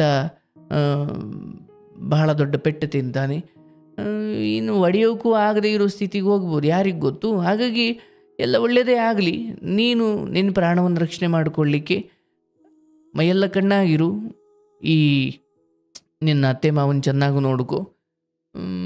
ಸ್ವಲ್ಪ ನಿನ್ನ ಜನರನ್ನು ಸಂಪಾದನೆ ಮಾಡು. ಯಾರೋ ಅಕ್ಕನೋ ಇನ್ಯಾರೋ ಸ್ವಲ್ಪ ಏನೋ ಕಷ್ಟ ಅಂತ ಬಂದಾಗ ಜೊತೆ ನಿಲ್ಲುವಂಥ ಜನರನ್ನು ಸಂಪಾದನೆ. ಗಂಡ ಇಲ್ಲ ಅಂದಾಗ ಅಟ್ಲೀಸ್ಟ್ ಜನರಾದರೂ ಇರಬೇಕಲ್ವ. ಜನ ದೇವ್ರಣೆ ಊರಲ್ಲಿ ಅವ್ನ್ 3 ದಿನ ಕದ ಇಕ್ಕೊಂಡು ಒಳಗಡೆ ಮನಿಕೊಂಡ್ ಮಾಡ್ಕೊಂಡ್ತಾನೆ ಸರ್. ಅವರೇ ಬಂದು ಏನ್ ಮಾಡಿದ್ರು ಬಿಡಲ್ಲ ಸರ್. ಅಷ್ಟು ಜನ ಮಾಡಿಕೊಂಡಿದ್ದೀನಿ ಇವತ್ತು. ಹಂಗಿದ್ದಾಗ ಊರವರೆಲ್ಲ ಸೇರಿ ಒಬ್ಬನ್ ನಿಯಂತ್ರಣ ಮಾಡಕ್ ಆಗ್ತಿಲ್ಲ ಅಂದ್ರೆ ಮತ್ತೆ ಏನ್ ಕತೆ ಅದು? ಅವನು ಕುಡ್ದಾಗ ಒಂದ್ ಹೆಚ್ಚು ಕಮ್ಮಿ ಆಗೋದ್ರೆ ನನ್ ಮೇಲೆ ಬರುತ್ತಲ್ಲ ಅಂತ ಇದ್ ಮಾಡ್ತಾವ್ರೆ ಸರ್. ಅಷ್ಟೇನೆ. ಅದನ್ನ ಪೊಲೀಸ್ನವ್ರಿಗಾದ್ರೂ ನೀನ್ ಹೇಳಿದ್ರೆ ನಿನ್ಗೇನು ಮಾಡ್ತಾನೆ ಅನ್ಕೊಂಡು ಊರ್ನವ್ರು ಹೇಳ್ಬೋದಲ್ಲ. ಪೊಲೀಸ್ನವ್ರಿಗೆ ಬೈತಾನೆ ಸರ್. ಅವತ್ತು ಹೋಗಿದ್ದೆ ಸ್ಟೇಷನ್ ಹತ್ರ, ಹಿಂಗೆ ಮಾರ್ಕೆಟ್ ಹತ್ರ ಗೂಡ್ ಹಾಕಕ್ ಹೋಗಿದ್ದು. ಅವ್ರು ಹಿಂಗೆ ನನ್ ಜುಟ್ಟು ಹಿಡ್ಕೊಂಡು ಅಲ್ಲೇ ಸ್ಟೇಷನ್ ಮುಂದೆಲೆ ಮಾಡ್ತಾವನೆ. ಈ ಬೋಳಿ ಮಕ್ಳು ನನ್ ದುಡ್ಡು ತಂದ್ ಕೊಡ್ಲಿಲ್ಲ, 75,000 ದುಡ್ಡ ಇವರೇ ಎಲ್ಲ ತಿನ್ಕೊಂಡ್ರು ಗುಲಾಮ್ರು ಅಂತವ್ರೆ. ಅವ್ರು ಆ ತಕ್ಷಣನೇ ಕತ್ತಿನ ಬಟ್ಟೆ ಹಿಡ್ಕೊಂಡು 4 ಕೊಟ್ರು ಸರ್ ಇಲ್ಲ ಅವ್ರು ಕುಡ್ದವ್ರೆ, ತಲೆ ಸರಿ ಇಲ್ಲ, ಹೋಗ್ಲಿ ಬಿಡಿ ಸರ್ ಅಂತ ಅಂದೆ. ಅವತ್ತು ಅಲ್ಲಿ ಮರ್ಯಾದೆ ನಾನು ಇವತ್ತಲ್ಲ ನಾಳೆ ಸರಿ ಆಯ್ತಾನೆ ಅಂತ ಎಷ್ಟೆಷ್ಟು ಅಳಿ ಕೈಕೊ ಬಂದ್ರು ಇವ್ನು ಈಚೆ ಕರ್ಕೊ ಬರ್ತಾನೆ ಸರ್. ಜುಟ್ಟು ಇಟ್ಕೊಂಡು ಹೊಡಿತಾನೆ. ನಾ ಇಷ್ಟೊಂದ್ ಎಷ್ಟು ಕರ್ಮ ಯಾವ ಜನ್ಮದಲ್ಲಿ ಏನ್ ಮಾಡಿದೀನೋ ಅನ್ಕೊಂಡು ಅದ್ನು ಮಾಡ್ಕೊಂಡು ಸುಮ್ಮನೆ ಇದ್ದೀನಿ. ನಿಮ್ಮ ಸಹನೆ ನಿಮ್ಮ ಶಾಪವಾಗಿದೆ. ಅದ್ರ ಮೇಲೆ ನಾನು ನಿನಗೆ ಬಿಡ್ತೀನಿ. ಈ ವಿಚಾರದಲ್ಲಿ ಏನು ಅತ್ತೆ ಮಾವನ್ನ ನೋಡಿಕೊಂಡು ನಿನ್ನ ಪಾಡಿಗೆ ನಿನ್ನ ಕೆಲಸ ಮಾಡಿಕೊಂಡು ಹೋಗು. ಈತ ಬದಲ ಹಾಗಲ್ಲ. ನೀನು ನಿನ್ನ ನೆಮ್ಮದಿಯನ್ನು ಹೀಗೆ ಅಧ್ಯಾತ್ಮದಲ್ಲೋ ಈ ಜ್ಞಾನ ಸಂಪಾದನೆಯಲ್ಲೋ ಅಥವಾ ಈ ತಿಳುವಳಿಕೆಯ ಕಡೆ ಗಮನ ಕೊಡು. ಯಾವುದನ್ನು ಯಾರನ್ನು ನಂಬಿಕೊಂಡು ನಿನ್ನ ಸಂತೋಷವನ್ನು ನಿಗದಿ ಮಾಡಲಿಕ್ಕಾಗೋದಿಲ್ಲ. ಸ್ವಲ್ಪ ನಿನ್ನ ಗಮನವನ್ನು ಸ್ವಲ್ಪ ವಿಶಾಲವಾಗಿ ಹರಡೋ ಹಾಗೆ ಮಾಡು. ಅಲ್ಲೇ ಅದೇ ಮನೆ, ಅದೇ ಇದು ಅದರಲ್ಲೇ ಕೂರಬೇಡ. ನಿನ್ನ ಈ ಪರಿಸ್ಥಿತಿ, ನಿನ್ನ ಈ ದುಃಖ, ಈ ಪೆಟ್ಟು ತಿನ್ನುವುದು, ಇದರಿಂದ ಆಚೆಗೆ ನಿನ್ನ ಸ್ಮೃತಿ, ನಿನ್ನ ಬುದ್ಧಿಶಕ್ತಿಯನ್ನು ವಿಸ್ತಾರಗೊಳಿಸು. ಜಗತ್ತಲ್ಲಿ ಏನು ದುಃಖ, ಏನೇನೋ ನಡೀತಾ ಇದೆ, ಇದರಲ್ಲಿ ನಡೀತಾ ಇದೆ. ಹೌದು, ಏನೇನೋ ದುಃಖಗಳು ನನ್ನ ಬದುಕಲ್ಲೂ ಕೆಟ್ಟದೆಲ್ಲ ನಡೀತಾ ಇದೆ. ಒಳ್ಳೆಯದೇನಿದೆ? 5 ಹೊತ್ತು ಊಟ ಇದೆ, ಆರೋಗ್ಯ ಇದೆ, ಅತ್ತೆ ಮಾವನ ಸೇವೆ ಮಾಡೋ ಅವಕಾಶ ಇದೆ. ಸ್ವಲ್ಪ ಲಿಸ್ಟ್ ಮಾಡ್ಕೊ. ಒಂದಷ್ಟು ಸಂತೋಷ ಅಲ್ಲದೆ ಹೋದರೂ ಇದು ಇಲ್ಲದೆ ಇರೋ ಇನ್ನೂ ಎಷ್ಟು ಹೆಣ್ಮಕ್ಳು ಕಥೆಗಳಿದ್ದಾವೆ, ಅವನು ಕೇಳು. ಆಯ್ತಪ್ಪ, ಇದು ಒಂದೇ ಸರಿ ಹೋಗ್ಬೋದು ನೋಡ ಅಂದುಕೊಂಡು ಈಗ ಎಷ್ಟು ದೂರ ಬಂದುಬಿಟ್ಟಿದೆಯಾ, ಇಲ್ಲಿಂದ ಬಿಟ್ಟು ಹೋಗಿ ಅದೇ ಒಂಚೂರು ನೆಮ್ಮದಿಯಾಗಿರ್ಬೋದು. ಬಟ್ ನಾನು ಅಲ್ಲೂ ಕೂಡ ಒಂಟಿ ಜೀವನವನ್ನೇ ಬದುಕಬೇಕು. ಅಲ್ಲಿ ಇದಕ್ಕಿಂತ ಕೆಟ್ಟ ಜೀವನ ಸಿಕ್ಬಿಟ್ಟು ಬಿಡುತ್ತಲ್ಲ. ಇಲ್ಲೆಲ್ಲ ನಿಮ್ ಪ್ರೋಗ್ರಾಮ್ ಅಲ್ಲಿ ಕೇಳ್ತೀನಲ್ಲ ಸರ್, ಅದೆಲ್ಲ ಯೋಚನೆ ಮಾಡಿ ನಾನು ಇವಾಗ 3 ತಿಂಗಳು ಫಸ್ಟ್ ಅದಕ್ಕಿಂತ ಮುಂಚೆ ನೋಡಿರ್ಲಿಲ್ಲ. ಇವಾಗ 3 ತಿಂಗಳಿಂದ ಈ ಫೋನ್ ತಗೊಂಡ್ಮೇಲೆ ಗೊತ್ತಾಯ್ತು. ಇವೆಲ್ಲ ನೋಡ್ತೀನಲ್ಲ ಮನಸ್ಸಿಗೆ ನಿಂದೆ ಯಾವಾಗ್ಲೂ ಚಾರ್ಜರ್ ಇದ್ದಾಗ ಒಂದ್ ಯಾವ್ದೇ ಕೆಲಸ ಮಾಡ್ಲಿ, ಯೂಟ್ಯೂಬ್ ಅಲ್ಲಾಗ್ಲಿ ಯಾವ್ದಾರಾಗ್ಲಿ ನಿಂದೆ ಬೇರೆ ದೈಕೊಂಡ್ ನೋಡ್ಕೊಂಡ್ ಸುಮ್ನೆ ಕೆಲಸ ಮಾಡ್ತಾ ಇರ್ತೀನಿ. ನಮ್ ಅಕ್ಕರೆಲ್ಲ ಹಂಗೆ ಅಂತಾರೆ, ಏನ್ ಅಷ್ಟೊಂದ್ ಚೆನ್ನಾಗಿ ಇದ್ ಮಾಡ್ಕೊಂಡಿದ್ದೀ ಅಂತ. ನಾನು ಮಾತಾಡ್ಬೇಕು, ಇವತ್ ಗ್ಯಾರಂಟಿ ಸಿಗ್ತದೆ. ಇಲ್ಲಿ ಗೌಳಿ ನುಡಿತು, ನಾನು 5 ನಿಮಿಷ ಮಾತಾಡ್ಬಿಡ್ತೀನಿ ಕೊಡು ಅಂತ ಇಲ್ಲಿ ಪಕ್ಕದಲ್ಲಿ ಬಂದು ಕೂತವ್ರೆ ಸರ್. ಅವ್ರ ಫೋನ್ ಇಸ್ಕೊಂಡ್ ನಾನ್ ಟ್ರೈ ಮಾಡ್ತಾ ಇದ್ದೆ ನನ್ ಮೊಬೈಲ್ ಅಲ್ಲಿ ನೋಡ್ಕೊಂಡು. ಅವ್ರ ಜೊತೆ ನಿಂದೆ 1 ನಿಮಿಷ ಮಾತಾಡ್ಬಿಡಿ ಸರ್. ನೀನ್ ಕೇಳ್ಕೊಳ, ಮಾತಾಡು. ಹಲೋ ಸ್ವಾಮೀಜಿ. ನಮಸ್ತೆ ನವಾ. ನಮಸ್ತೆ ಸ್ವಾಮೀಜಿ, ಚೆನ್ನಾಗಿದ್ದೀರಾ? ಚೆನ್ನಾಗಿದ್ದೀನಿ, ನೀವ್ ಹೇಗಿದ್ದೀರಿ? ನಾವು ಚೆನ್ನಾಗಿದ್ದೀವಿ ಸ್ವಾಮೀಜಿ. ಊಟ ಆಯ್ತವ, ನಿಮ್ದು ಊಟ ಆಯ್ತಾ? ಮಾಡ್ತಾ ನಿಮ್ಗೆ ನಾವ್ ಇವಾಗ ಸ್ವಾಮೀಜಿ, ನಾನು ಇವಾಗ ಕೆಳಕಂಗ್ ಅನ್ಬಿಟ್ಟು ಹೋದೆ ಸ್ವಾಮೀಜಿ. ಇಲ್ಲಿ ಕೂತಿಲ್ಲಲ್ಲ ಸ್ವಾಮೀಜಿ ನಾನು ಸ್ವಾಮೀಜಿ ಎಲ್ಲ ಗುರುಗಳು ಅಂತ ಅನ್ನವ ಸಾಕು. ಅವ್ರು ನಿಮ್ಗೆ ಏನಾಗ್ಬೇಕು? ನಮ್ಮ ಅಣ್ತಂದಿರಿ ಸ್ವಾಮಿ. ಅಣ್ತಂದಿರ ಅಂದ್ರೆ ಅದೇ ಮಗ ಆಗ್ಬೇಕು ಅವ್ನ್ ನಮ್ಗೆ. ಯಾರು? ಆತ? ಆಕೆ ಗಂಡ? ಏನ್ ಆತ? ಯಾಕೆ ಹಂಗೆ ಆತ? ಚಿಕ್ಕ ವಯಸ್ಸಿನಲ್ಲಿ ಹಂಗೇನ? ಅಯ್ಯೋ, ಚಿಕ್ಕ ವಯಸ್ಸಿಂದ ಏನಂಗಿಲ್ಲ ಸ್ವಾಮೀಜಿ. ಈಗ ಏನಕ್ಕೆ ಆತರ ಅಂತ ನಮ್ಗೆ ಗೊತ್ತಾಯ್ತಲ್ಲ. ಚಿಕ್ಕ ವಯಸ್ಸಲ್ಲಿ ಒಂದು ಹೆಣ್ಮಗಳನ್ನ ತಂದು ಈ ಪಟ್ಟಿ ಬಡ್ದು ಮಾಡ್ಬೇಕಾದ್ರೆ ಒಂದು ಕಂಪ್ಲೇಂಟ್ ಕೊಟ್ಟು ಒಂದು ಚೂರು ಪೆಟ್ಟು ಅದೇ ಹೇಳ್ತೀವಿ ಸ್ವಾಮೀಜಿ. ಇವ್ಳಿಗೆ ಹೇಳಿದ್ರೆ ಏನಂತಾನೆ, ತಿರ್ಗಾ ನಾವೇ ಹೋಗ್ಬೇಕಲ್ಲಪ್ಪ, ಹೋಗ್ಬೇಕಲ್ಲ. ಈ ಮನಸ್ಥಿತಿ ಎಲ್ಲಿವರೆಗೂ ಇರುತ್ತೋ ಇಂಥವ್ರದೆಲ್ಲ ಇದೇ ಬಾಳು. ನಾನು ಅದೇ ಸ್ವಾಮೀಜಿ, ನಾನು ಅನ್ಕೊಂಡಿದ್ದೆ ಅವ್ರ ಅಪ್ಪ ಹೊಡೆಯಕ್ ಬಂದ್ರು ಇವಳು ಬಿಡಲ್ಲ. ಇಲ್ಲ ನನ್ಗೆ ಅದು ಬಹಳ ಸ್ಪಷ್ಟವಾಗಿ ಕಾಣ್ತಿದೆ ಆಕೆ ಧ್ವನಿಯಲ್ಲಿ. ನಾನು ಅದನ್ನೇ ಹೇಳಿದ್ದೀನಿ, ನಿನ್ನ ಮನಸ್ಥಿತಿ, ನಿನ್ನ ಸಂಯಮವೇ ನಿನಗೆ ಶಾಪ. ನೀನು ಅದನ್ನು ಅನುಭವಿಸೋಗಿ ಅನ್ನೋದಾದ್ರೆ ನೀನು ಅದನ್ನು ಅನುಭವಿಸ್ತಾನೆ ಹೋಗು. ಇಲ್ಲಿ ಒಂದು ಕ್ಷಮೆ, ಒಂದು ಸಹನೆ, ಇದಕ್ಕೊಂದು ಮಿತಿನೇ ಇಲ್ಲ ಅಂದ್ರೆ ಆ ಕ್ಷಮೆಗಳು ಕೂಡ ಶಾಪವೇ ಆಗುತ್ತವೆ. ಸ್ವಾಮೀಜಿ ನಾವು ಅದೇ ಅನ್ನೋದು, ನಾನು ಅದನ್ನೇ ಅಂತೀನಿ ಅವಳಿಗೆ, ನೀನೇ ಕರೆಕ್ಟ್ ಆಗಿಲ್ಲ, ನೀನೇ ಕರೆಕ್ಟ್ ಆಗಿಲ್ಲ, ಹೊಡಿತಾರಲ್ಲ ಹೊಡಿದೇ ಬಿಡು ಅಂತ ಹೇಳಿದ್ರೆ ಇವಳು ಅಕ್ಕ ಹೊಡೆದ್ಬಿಡ್ತಾರೆ, ಏನಾರ ಒಂದ್ ಆಗೋದ್ರೆ ಏನಕ್ಕ ಮಾಡೋದು, ಏನಾರ ಒಂದ್ ಆಗೋದ್ರೆ ಏನಕ್ಕ ಮಾಡೋದು ಅಂತ ಅಂತಾಳೆ. ಕೇಳಿ ಸ್ವಾಮೀಜಿ ನನಗೆ ಈಕೆಯಲ್ಲಿ ಕೆಲವೊಂದು ವಿಚಾರ ಹೇಳೋಕ್ಕಾಗಲಿಲ್ಲ, ಬಟ್ ಈಕೆಯಲ್ಲಿ ಬಹಳ ದೊಡ್ಡ ತಪ್ಪುಗಳು ಅಂದರೆ ತಂದೆ ಒಂದು ಮಗುವಿಗೆ ಮೇಷ್ಟ್ರು ಅದೇನೇ ಕೊಡದೆ ಹೋದ್ರೆ ಆ ಮಗು ಉದ್ಧಾರ ಆಗೋದು ಹೇಗೆ? ಇಲ್ಲ ಸ್ವಾಮೀಜಿ. ಒಬ್ಬ ಕಳ್ಳನಿಗೆ ಪೊಲೀಸ್ನವರ ಪೆಟ್ಟು ಬೀಳದೆ ಹೋದ್ರ ಕಳ್ಳ ಸದ್ಗುಣಿ ಆಗೋದು ಹಾಗೆ. ಈಕೆ ಎಲ್ಲಿವರೆಗೂ ಉಳಿ ಏಟು ಬೀಳ್ಲಿಕ್ಕೆ ಬಿಡಲ್ವೋ ಅದು ಶಿಲೆ ಆಗಲ್ಲ. ಆಗಲ್ಲ ನಾವು ಈಗಿನಿಂದ ಅಲ್ಲ, ನಾನು ಅವಳು ಮದ್ವೆ ಆಗ ಒಂದೊಂದು ವರ್ಷ 1.5 ವರ್ಷದಿಂದನೂ ಇಲ್ಲಿ ನಮ್ಮನೇಲಿ ನಾನು ಅವಳು ಒಂದೇ ಜೊತೆಲೆ ಇರ್ತೀವಿ. ಆಗಿನಿಂದ ಹೇಳಿದ್ದೀನಿ ಸ್ವಾಮೀಜಿ ಅವಳಿಗೆ, ನೀನ್ ಹಿಂಗ್ ಬಿಟ್ರಾಗಲ್ಲ ಕಣೆ, ನೀನೇ ಒಡಿಯೇ ನೋಯ್ಚು ನೋಕೆ, ನೀನು ಅಳಿಕ್ ಹೋಗ್ ಮನಿ ಕೊಡಿ, ಹಿಂಗೆಲ್ಲ ಹೇಳಿದೀನಿ ಸ್ವಾಮೀಜಿ. ಹೇಳಿದ್ರೆ ಅವಾಗ ಏನ್ ಅನ್ಕೋತಾಳೆ, ಅಯ್ಯೋ ನಮ್ಮ ಅಕ್ಕ ಹಿಂಗ್ ನನ್ ಬರೋಕ್ ಹಿಂಗ್ ಅಂತ ಹೇಳ್ತಾಳೇನೋ ಅಂತ ಅನ್ಕೋತಾಳೇನೋ ಅಂತಾನು ಒಂದ್ಸರಿ ಮನ್ಸಲ್ಲಿ ಅನ್ಸ್ತದೆ. ತಿಳಿಸಿ ಹೇಳಿದ್ದೀನಿ ಈ ವಿಚಾರವಾಗಿ, ನೀನು ಅತ್ತೆ ಮಾವನ ಸೇವೆ ಮಾಡಬೇಕು, ಇಲ್ಲಿ ಇದ್ದುಕೊಂಡು ಪೆಟ್ಟು ತಿಂದಾದ್ರೂ ಸರಿ ಅವರನ್ನು ಬಿಡಬಾರ್ದು ಅನ್ನೋದೇನೋ ಶ್ರೇಷ್ಠವಾದ ನಿರ್ಣಯ ಹೌದು. ಆದರೆ ಸ್ವಯಂ ನನ್ನನ್ನು ನಾನು ರಕ್ಷಣೆ ಮಾಡಿಕೊಳ್ಳುವಲ್ಲಿ ನಾನು ಏನು ಕ್ರಮ ಕೈಗೊಂಡೆ ಅನ್ನೋದು ಕೂಡ ಮುಖ್ಯವಾಗುತ್ತೆ. ಅಲ್ಲ ಸ್ವಾಮೀಜಿ, ಬೇರೆಯವರಾಗಿದ್ರೆ ಒಂಥರ, ಇವಾಗ ಬೇರೆ ಕಡೆಯಿಂದ ಬಂದವಳಾಗಿದ್ರೆ ಬಿಟ್ಬಿಟ್ಟೋಗಿದ್ರು ಕಣ್ಣು ಕಾಣಿಸ್ತಿರ್ಲಿಲ್ಲ. ಇವಾಗ ಸೋದ್ರದತ್ತೆ ಮಗ ಅಲ್ವಾ, ಆಮೇಲೆ ಆ ಸಾಲಕ್ಕೆ ಇವ್ರಪ್ಪನ್ಗೆ ಅಕ್ಕ ಅವಳು. ಅದೇ ಹೇಳಿದ್ನಲ್ವಾ, ಇವ್ರ ಅಪ್ಪನಿಗೆ ಗೊತ್ತೇ ಇತ್ತಂತಲ್ಲ ಮತ್ತೆ. ಇಲ್ಲ ಸ್ವಾಮೀಜಿ, ಅವಾಗ ಏನ್ ಹಿಂಗಿರ್ಲಿಲ್ಲ ಸ್ವಾಮೀಜಿ, ಒಳ್ಳೆ ಹುಡ್ಗ ಅಂದ್ರೆ ಒಳ್ಳೆ ಹುಡ್ಗ, ಎಲ್ಲ ಸಂಪಾದನೆ ಎಲ್ಲ ಚೆನ್ನಾಗ್ ಮಾಡೋನು, ತಂಗಿ ಮದ್ವೆ ಮಾಡೋವರ್ಗು, ಆಮೇಲೆ ಅವಳು ಬಾಣ್ತನ ಮಾಡುವಾಗ ಎಲ್ಲ ನಾವ್ ನೋಡೋದ ಸ್ವಾಮೀಜಿ. ಅಲ್ಲೇ ನಾನ್ ಮದ್ವೆ ಆಗಲೇ ಒಂದ್ 27 ವರ್ಷ ಆಗದ, ಅಷ್ಟಿನಿಂದ ನಾನ್ ನೋಡಿನ ಸ್ವಾಮೀಜಿ. ಎಷ್ಟು ಚೆನ್ನಾಗಿ ಇದ್ ಮಾಡೋನು ಬಿಡ, ಮನೆಗೆಲ್ಲ ತಂದ್ ಹಾಕೋದು, ಆ ಹುಡ್ಗಿ ಕೇಳ್ದಲ್ಲ ಹೋದ್ರು ಎಲ್ಲಾನು ಮಾಡ್ಸ್ಕೊಟ್ಟವ್ನಿ ಸ್ವಾಮೀಜಿ. ಅಷ್ಟು ಚೆನ್ನಾಗಿ ನೋಡ್ಕೊತಾ ಇದ್ದ. ಇವಳು 1.5 ವರ್ಷ ಹಂಗೆ ನೋಡ್ಕೊಂಡವನು ಸ್ವಾಮೀಜಿ. ಆಮೇಲೆ ಏನಾಯ್ತು, ಆ ಕರೆಂಟ್ ಸಿಕ್ಕದ ಮೇಲೆ ಇಷ್ಟೊಂದು ಇಲ್ಲವಾ ನೆಪಗಳು, ಕಾರಣಗಳು ಅದೇನೇ ಇದ್ರೂ ಒಬ್ಬ ಮನುಷ್ಯ ಇನ್ನೊಬ್ಬ ಮನುಷ್ಯನಿಗೆ ತುಂಬ ಹಿಂಸೆ ಕೊಡೋದು ಯಾವತ್ತೂ ಅಧರ್ಮವೇ. ಅಯ್ಯೋ ಹುಚ್ಚ, ಅವನಿಗೇನು ಗೊತ್ತಾಗಲ್ಲ ಅಂತ ಕೊಲ್ಲಿಕ್ ಬಿಡ್ಲಿಕ್ಕೆ ಆಗುತ್ತೇನು? ಇಲ್ಲ ನಾವು ಅದನ್ನೇ ಸ್ವಾಮೀಜಿ ಹೇಳೋದು, ಕೊಡ್ಬೇಕು ಕಂಪ್ಲೇಂಟ್ ಒದಗಿಸ್ಬೇಕು ಅಂತ. ಕೇಳಿಸ್ಕೋ, ಕಾರಣ ಏನೇ ಇರ್ಬೋದು, ಅದೇ ಅವನಿಗೆ ಹುಚ್ಚಿಡ್ದಿದ್ರೆ ಅವನಿಗೆ ಸರಿ ಇಲ್ಲ ಅಂದರೆ ಅದಕ್ಕೆ ಚಿಕಿತ್ಸೆ ಕೊಡಿಸಿ, ಅದು ಆಗಲಿಲ್ಲ ಅಂದರೆ ತಗೊಂಡೋಗಿ ಸೇರಿಸಿ ಹುಚ್ಚ ಆಸ್ಪತ್ರೆಗೆ.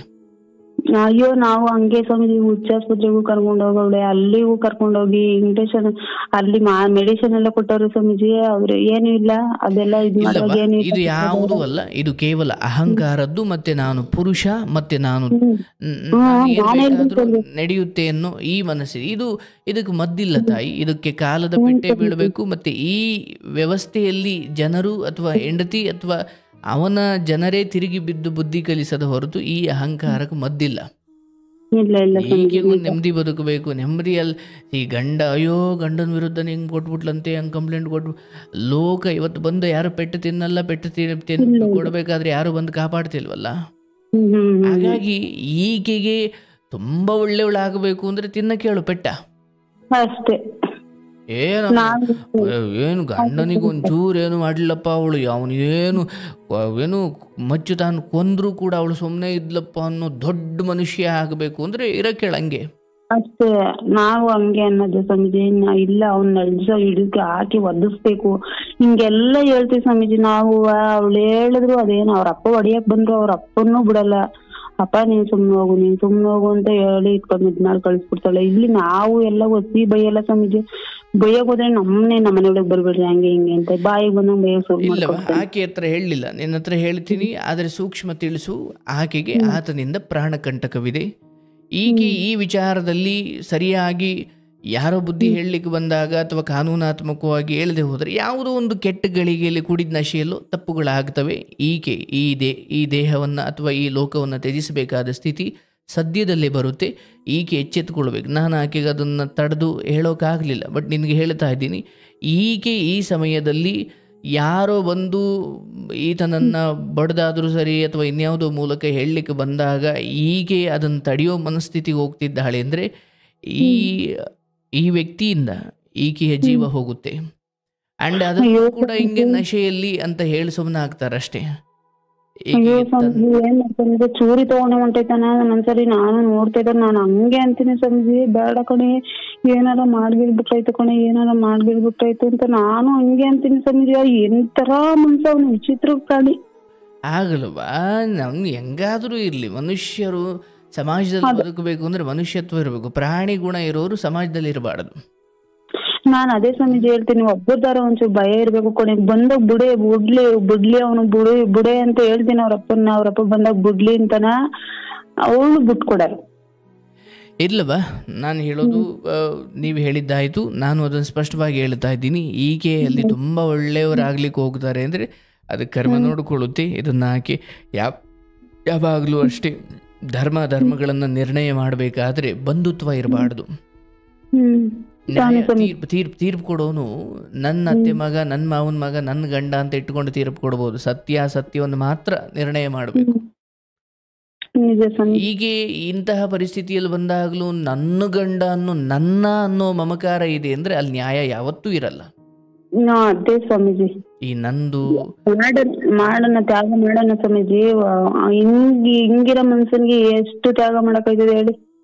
ಆಗಲ್ಲವಾ? ಇದೆಲ್ಲ ಬಹಳ ಘೋರ. ಯಾವ ಹೆಣ್ಮಕ್ಳಿಗೂ ಈ ಪರಿಸ್ಥಿತಿ ಬರಬಾರ್ದು. ಬಟ್ ಹಂಗೆ ಬಂದಾಗ ಹೆಣ್ಮಕ್ಳಾದವರು ಯಾವನೇನಾದರೂ ಒಂದು ಕೊಳ್ಳಿ ನನ್ನನ್ನು ನಾನು ಕಾಪಾಡ್ಕೊಳ್ತೀನಿ, ಸಾಧ್ಯವಾದ್ರೆ ಅತ್ತೆ ಮಾವನ ಕರ್ಕೊಂಡು ನಾನು ಬೆಂಗಳೂರು ಕಡೆ ಎಲ್ಲೋ ಹೋಗಿ ಅಡುಗೆ ಅಥವಾ ಎಲ್ಲೋ ಒಂದು ಮನೆ ಮಾಡಿಕೊಂಡು ಇದೇ ಅತ್ತೆ ಮಾವನ ಕರ್ಕೊಂಡೋಗಿ ನಾನು ಬದುಕ್ತೀನಿ, ಇಲ್ಲ ಇವ್ರ ಹಣೆ ಬರ ಇವ್ರು ಸಾಕಿರೋ ತಪ್ಪಿಗೆ ಇವ್ರು ಅನುಭವಿಸ್ಕೊಳ್ಳಿ, ನಾನೆಲ್ಲೋ ಹೋಗಿ ಬದುಕೊಂಡು ನಾಳೆ ದಿನ ಏನು ಅವರು ಆದರೆ ಮತ್ತೆ ಬರ್ತೀನಿ, ಇಲ್ಲ ಹೆಂಗೋ ನಾನು ಅಲ್ಲೇ ಜೀವನ ಮಾಡ್ಕೊಂಡು ಅಲ್ಲೇ ಸಾಯ್ತೀನಿ ಅತ್ತಗೆ ಅಂದುಕೊಂಡು ಬೇರೆ ಬದುಕಬೇಕು. ಇಲ್ಲ ನಾನು ಅತ್ತೆ ಮಾವನ್ನ ನೋಡ್ಕೊಳ್ತೀನಿ, ಮತ್ತೆ ಇವನಿಗೆ ಏನು ಬುದ್ಧಿ ಕಲಿಸ್ಬೇಕು ನಾನು ಕಲಿಸ್ತೀನಿ ಅನ್ನೋ ನಿಟ್ಟಿನಲ್ಲಿ 1-2 ಸಾರಿ ಕೊಲ್ತೀನಿ ಮಾತ್ರ ಕೊಲ್ಲೋದು ಅಷ್ಟು ಸುಲಭ ಅಲ್ಲ, ಎದುರಿಸಬಹುದು ಅಷ್ಟೇ. ಬಟ್ ಈಗ ಹೆದರ್ಕೊಳ್ತಾಳೆ ಅಂತ ಗೊತ್ತಾದ್ರೆ ಅವನಿಗೆ ಜಾಸ್ತಿ ಮಾಡ್ತಾನೆ ಸ್ವಾಮೀಜಿ. ನಾವು ಅದೇ ಹೇಳೋದು, ನಾವು ಆಗಿನಿಂದನೇ ಹೇಳೋದಲ್ಲ, ಕಾಲು ಕೈ ಕಟ್ಟಾಕು ಉಳ್ಳಾಕು ಮೇಲೆ 1-2 ಹತ್ರ ಅವ್ನ ನೇಚರ್ ಮುಗಿಸಿದ್ರೆ ಅವನೇ ಸರ ಕರೆಕ್ಟ್ ಆಗೈತಾನೆ ನಾಳೆ ಹೊತ್ತರಿಗೆ ಅಂತ ನಾವ್ ಹಿಂಗೆಲ್ಲ ಹೇಳ್ಕೊಟ್ಟು ಸ್ವಾಮೀಜಿ. ಆದ್ರೆ ಅವಳು ಜನ ಏನ್ ಅನ್ಕೊಬಿಡ್ತಾರೋ, ಜನಕ್ಕೆಲ್ಲ ಅಂಜಿ ಬಾಳಕಾಯ್ತದೇನು ಸ್ವಾಮೀಜಿ? ನಾವು ಏನ್ ನಮ್ ಜೀವನ ನಮ್ದು, ಜನ ಎಲ್ಲ ಬಂದ್ ಮಾಡ್ತಾರ ನಮ್ಗೆ. ಕೇಳಿಸ್ಕೊಳ್ಳಿ, ನಾವು ನೀವು ಎಷ್ಟು ಮಾತಾಡಿದ್ರು ಅದು ವ್ಯರ್ಥನೆ. ಆಕೆಗೆ ಹೇಳಿ, ಆಕೆ ಒಂದು ವೇಳೆ ಇನ್ನೂ 4-6 ಕಾಲ ಚೆನ್ನಾಗಿ ಬದುಕಬೇಕು. ಆದ್ರೆ ಇಲ್ಲಿ ಆಕೆಯ ಬದುಕು ರಕ್ತಪಾತದಲ್ಲಿ ಕಾಣ್ತಾ ಇದೆ. ಈಕೆ ಈಗ ಎಚ್ಚೆತ್ತುಕೊಳ್ಬೇಕು. ಈ ವಿಚಾರದಲ್ಲಿ ಅವನನ್ನು ಕುರಿಯದೆ ಅವನು ಪೆಟ್ಟು ಕೊಡೋಕೆ ಬಂದಾಗ ಈಕೆ 2 ತಿರುಗಿಸಿ ಬಿಡುವಷ್ಟು ಧೈರ್ಯ ತೋರಿಸ್ಲಿಲ್ಲ. ಊರವ್ರು ಬರಲಿ ಎಲ್ಲ ನಿಂತ್ಕೊಂಡು ನೋಡಲಿ, ಇಷ್ಟ ಆದ್ಮೇಲೆ ಆಯ್ತವ ಚುಚ್ಚಿರೋ ಮುಳ್ಳನ್ನು ಊರವ್ರು ನೋಡ್ತಾರೆ ಅಂತ ತಕ್ಕೊಳ್ಳದೆ ಇದ್ರೆ ಸಪ್ಟಿಕ್ಕಾಗಿ ಸಾಯ್ತೀಯ. ಇಲ್ಲ ಬಿಟ್ಕೊಂಡಿರಕ್ಕಲ್ಲ, ಅಯ್ಯೋ ಊರವ್ರು ನೋಡ್ತಾರೆ ಅಂತ ಬಿಟ್ಕೊಂಡಿದ್ರೆ ನಮ್ಗೆ ನೀವು ಇಲ್ಲಿ ಲೋಕಕ್ಕೆ ಅಂಜಿ ಇಂಥವನ್ನೆಲ್ಲ ಲೋಕಕ್ಕೆ ಅಂಜಿ ಬೇರೆ ಕೆಲಸಗಳು, ಅಯ್ಯೋ ತಡೆಯಪ್ಪ ನಾನು ಗೊತ್ತಿಲ್ಲದೆ ಅವ್ರ ಮನೆಯಲ್ಲಿ ಏನೋ ಕದ್ದು ಬಿಟ್ರೆ ಜನ ಏನಂತಾರೆ, ಈ ಕದಿಯೋದಕ್ಕೆ ಗೊತ್ತಿಲ್ಲದೆ ತಪ್ಪು ಮಾಡೋದಕ್ಕೆ ಇವುಗಳಿಗೆ ಅಂಜಬೇಕು. ನನ್ನ ಮನೆ ನಾನು ಸರಿ ಮಾಡ್ಕೊಳಕ್ ಅಂಜೋದಲ್ಲ. ನಾನೇನೋ ತಪ್ಪು ಮಾಡ್ಲಿಕ್ಕೆ ಹೋಗ್ತಿದ್ದೀನಿ ಅಂದಾಗ ಅಂಜಬೇಕು. ನಾನು ನನ್ನ ಮನೆ ತಾಪತ್ರಗಳನ್ನು ಸರಿ ಮಾಡ್ಕೊಳಕ್ ಅಂಜ್ಕೊಂಡು ಕೂತ್ಕೊಂಡ್ರೆ ಯಾರು ಕೂಡ ಈ ಸಮಾಜದಲ್ಲಿ ನೆಮ್ಮದಿಯಾಗಿರೋಂಗೆ ಇಲ್ಲ. ಯಾವತ್ತೂ ಬ್ಲಾಸ್ಟ್ ಆಗಿ ಆಚೆ ಬರೋದಕ್ಕಿಂತ ಚಿಕ್ಕದಾಗಿದ್ದಾಗಲಿ ಜನಕ್ಕೆ ಗೊತ್ತಾದ್ರೆ ಆಗಲಿ ಬಿಡಪ್ಪ ಅಂತ ನಾನು ಕೆಲವು ನಿರ್ಧಾರಗಳನ್ನು ತೆಗೆದುಕೊಳ್ಬೇಕು.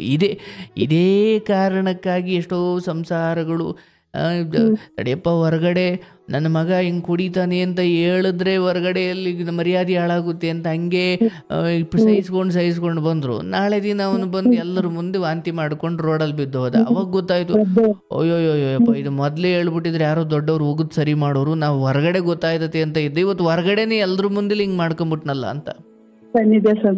ಮರ್ಯಾದೆ ಅಥವಾ ಇವುಗಳನ್ನ ನೀವೆಷ್ಟು ಒಳಗಡೆ ಅದುಮ್ತಿರೋ ಅವು ಸ್ಪ್ರಿಂಗ್ ತರ ಅದುಮದಷ್ಟು ಮತ್ತು ಅಷ್ಟೇ ಬೇಗ ಚಿಮ್ಮುತ್ತವೆ. ಈ ಕಾರಣಕ್ಕೆ ಇದನ್ನ ಮರ್ಯಾದೆಗೋ ಊರಿನ ಜನರು ಹಿಂಗಂತಾರೆ ಹಂಗಂತಾರೆ ನೀನು ಎಷ್ಟು ಒಳ್ಳೆಯವಳು ಅಂತ ಊರಿನಲ್ಲಿಗೆಲ್ಲ ಗೊತ್ತಿರ್ಬೇಕಾದ್ರೆ ನಿನ್ನ ನಿರ್ಧಾರಗಳೆಲ್ಲವನ್ನು ಊರಿನವ್ರು ಗೌರವಿಸ್ತಾರೆ.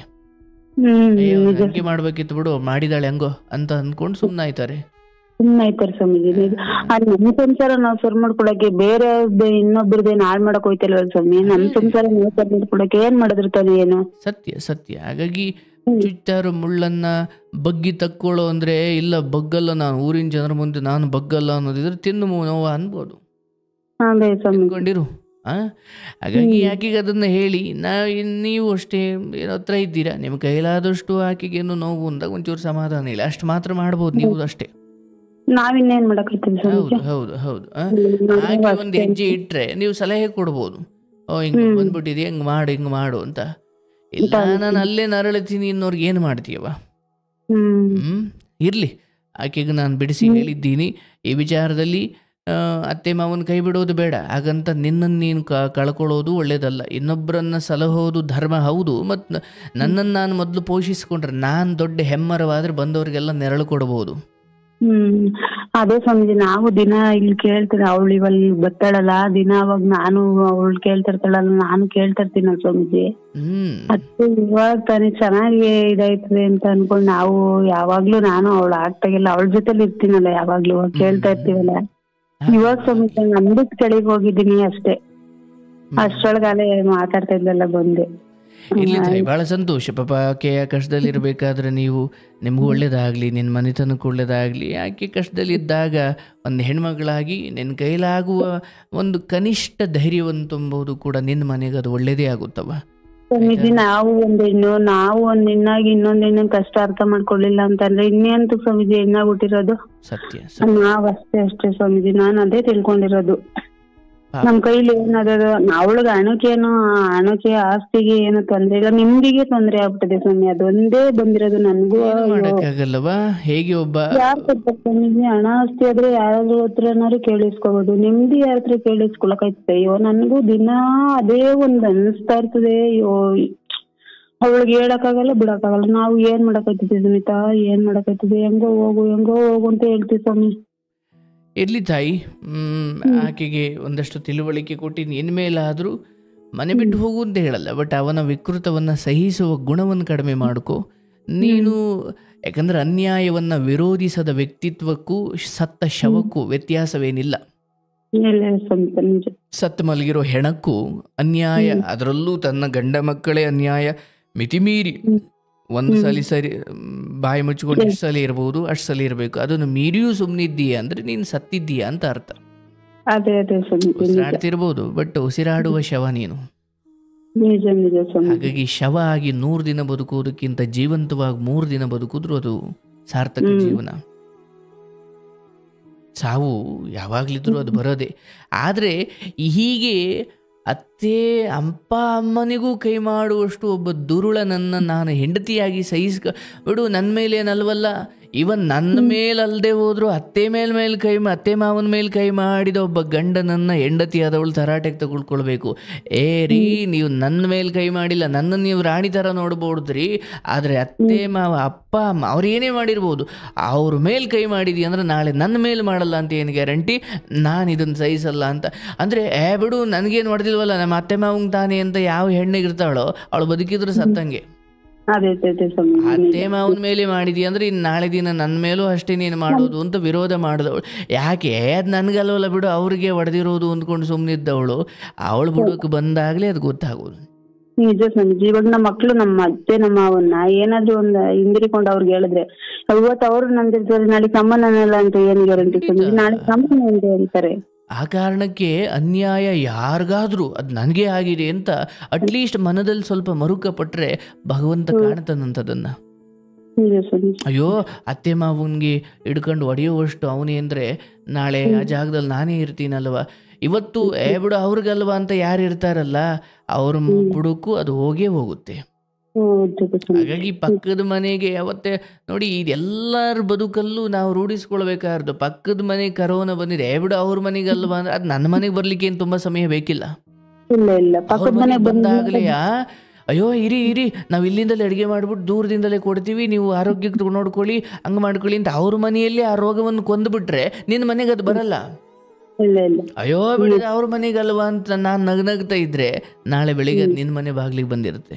ಹಾಗಾಗಿ ಲೋಕದಲ್ಲಿ ಯಾವ ಅನ್ಯಾಯ ಯಾರ ಮೇಲಾದರೂ ಕೂಡ ಅಟ್ಲೀಸ್ಟ್ ವಿರೋಧಿಸದೇ ಇದ್ದರೂ ಅದರ ಬಗ್ಗೆ ಒಂದು ಅಯ್ಯೋ ಯಾಕೆ ನೋಡು ಈ ಥರ ಅನ್ಯಾಯ ಮಾಡ್ತಿದ್ದಾರೆ, ಪಾಪ ಅವರ ನೋವು ಅನುಭವಿಸಿ ಒಂದು ಮರುಕ ವ್ಯಕ್ತಪಡಿಸುವಷ್ಟು ಹೃದಯವಂತಿಕೆ ನನ್ನಲ್ಲಿಲ್ಲ ಅಂದರೆ ಆ ಜನ್ಮ ಏನು ಚಿನ್ನಾಭರಣ ಹಾಕೊಂಡು ಬದುಕಿದ್ರು ಅದೊಂದು ನಾಯಿ ಜನ್ಮಕ್ಕಿಂತ ಕಡೆ. ಕಡೆ ಸ್ವಾಮಿ, ನಿಜ ನಿಜ. ಹಾಗಾಗಿ ಬದುಕಿನ ಸಾರ್ಥಕತೆ ನನಗೆ ಪೆಟ್ಟು ಬಿದ್ದರೆ ಮಾತ್ರವಲ್ಲ, ಇನ್ನೊಬ್ಬರಿಗೆ ಬಿದ್ದರೂ, ಧರ್ಮವಂತರಿಗೆ ಪೆಟ್ಟು ಬಿದ್ದರೆ ಹೌದು ಅವ್ರು ಸಾಕಿರೋ ರೀತಿಗೆ ಅವ್ರ ಕಷ್ಟ, ನೋವು, ನರಕ ಅಥವಾ ಕರ್ಮ ಅನುಭವಿಸ್ತಿದ್ದಾರೆ. ಮಗನನ್ನ ಅದನ್ನ ನೋಡವ್ವ, ನೀವೆಲ್ಲ ನಿಮ್ಮ ಮಕ್ಳನ್ನ ಸಾಕ್ಲಿಕ್ಕೆ ಇದೆಲ್ಲ ಒಂದು ಉದಾಹರಣೆ. ಕೈ ಕಾಲು ಅವನೊಬ್ಬ ಕುಡುಕ ಅಂದ್ರೆ ಮದುವೆ ಮಾಡಬಾರ್ದು. ಯಾಕೆ ಇನ್ನೊಂದು ಹೆಣ್ಣು ತಂದು ಅಯ್ಯೋ ಅನ್ಸ್ಬೇಕು ನಾವು ಅಂತ ಬಿಟ್ಬಿಡ್ಬೇಕು ಅವನ್ನ. ಇನ್ನು ಸರಿ ಹೋಗು, ಮೇಲೆ ಮದುವೆ ಮಾಡ್ತೀನಿ. ಹೆಂಗೆ ಮಕ್ಕಳನ್ನ ಹೆಂಗೆ ಸಾಕಬೇಕು, ಹೆಂಗೆ ಸಾಕಿದ್ರೆ ಯಾವ ಪರಿಸ್ಥಿತಿ ಬರುತ್ತೆ ಏನೋ. ಈಕೆ ಧರ್ಮವಂತೆ, ಅತ್ತೆ ಮಾವನ ಗಂಡನ ಕಾಟದ ನಡುವೆನೂ ಅತ್ತೆ ಮಾವನ ಸಹಿಸ್ಕೊಂಡು ಹೋಗ್ತಾಳೆ. ಇನ್ಯಾರೋ ಇದ್ರೆ ನಿಮ್ಮ ಕಷ್ಟ, ನಿಮ್ಮ ನರ್ಕ ನೋಡೋದು, ನಿಮ್ಮ ನರ್ಕ ನೀವು ಸರಿ ಮಾಡ್ಕೊಳ್ಳೋಕೆ ನಾನು ಯಾಕೆ ಇರಲಿ, ನನ್ನ ನರ್ಕ ನಾನು ನೋಡ್ಕೊಳ್ಳೋದು ಯಾರು, ಅಥವಾ ನನ್ನನ್ನು ಸಂಭಾಳಿಸೋದು ಯಾರು, ನಾನು ಇವನ ಜೊತೆ ಇರಲ್ಲ ಅಂತ ಅವಳು ಹೋಗ್ತಿರೋಳು.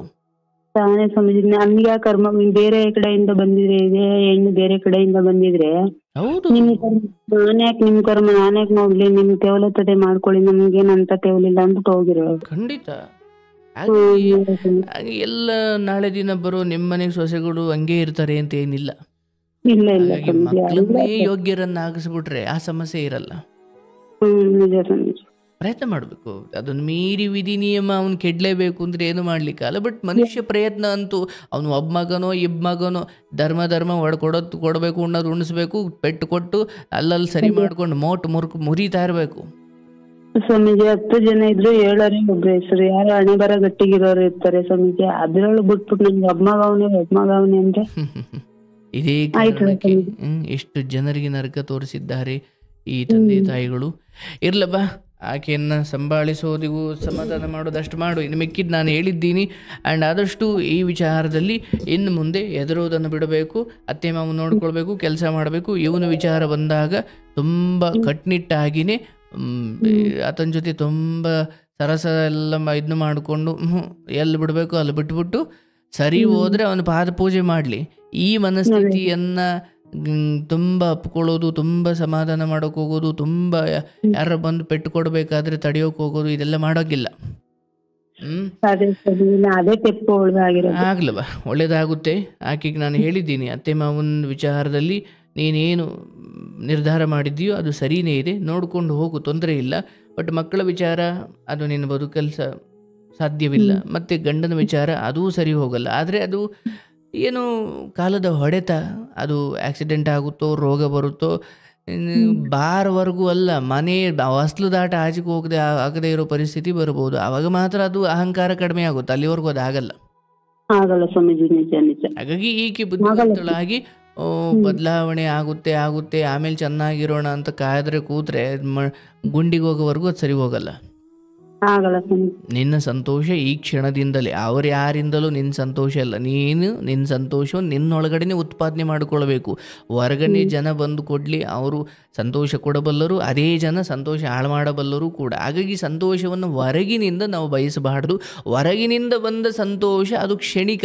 ಬೆಳಗ್ಗೆ ಸಂತೋಷ ಕೊಟ್ಟವನೇ ಸಂಜೆ ಏನೋ ಒಂದು ಚಿಕ್ಕ ಮಾತಾಡಿ ಅವನೇ ದುಃಖ ಕೊಡಬಲ್ಲ.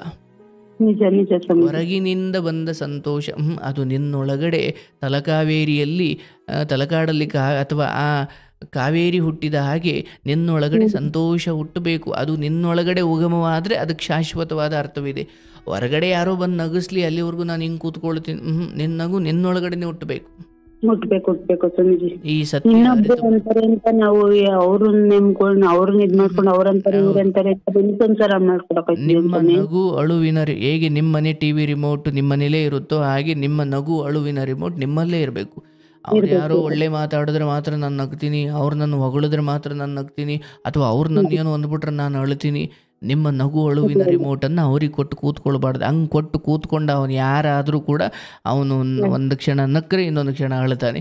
ಹಾಗಾಗಿ ತಿಳುವಳಿಕೆಯನ್ನು ಪಡ್ಕೊಂಡ್ರೆ ನಗು ಅಥವಾ ಸಂತೋಷ ತನ್ನೊಳಗಡೆನೆ ಹುಟ್ಟುತ್ತೆ. ತಿಳುವಳಿಕೆ ಇಲ್ಲದೆ ಹೋದ್ರೆ ಹೊರಗಡೆ ಅವ್ರು ಯಾರೋ ಬಂದು ನಗಿಸ್ಲಿ ಅಂತ ಕಾಯ್ತಾ ಕೂರ್ತಾನೆ.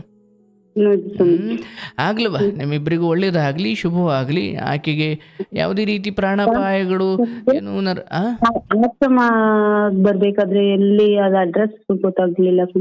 ಈ ವಾಟ್ಸಪ್ ನಂಬರ್ಗೆ ವಾಟ್ಸಪ್ ಕೇಳವ, ಅವರು ನಿಮಗೆ ಲೊಕೇಶನ್ ಕಳಿಸ್ಕೊಡ್ತಾರೆ. ಸೊ ಮುಂದಿನ ತಿಂಗಳಿಂದ ಯಾವಾಗಾದ್ರೂ ಭಾನುವಾರದೊತ್ತು ಬರ್ಬೋದವ. ಭಾನುವಾರ ಹೌದು, ಅದಕ್ಕೆ ವಾಟ್ಸಪ್ ಮಾಡಿ ಇದೇ ನಂಬರ್ಗೆ. ಅವರು ನಿಮಗೆ ವಿವರ ಕಳಿಸ್ತಾರೆ. ಆಯ್ತು ಒಳ್ಳೇದಾಗ್ಲವ, ಶುಭವಾಗ್ಲಿ. ಆಯ್ತು ಸ್ವಾಮೀಜಿ. ನೋಡಿ ಕತೆ.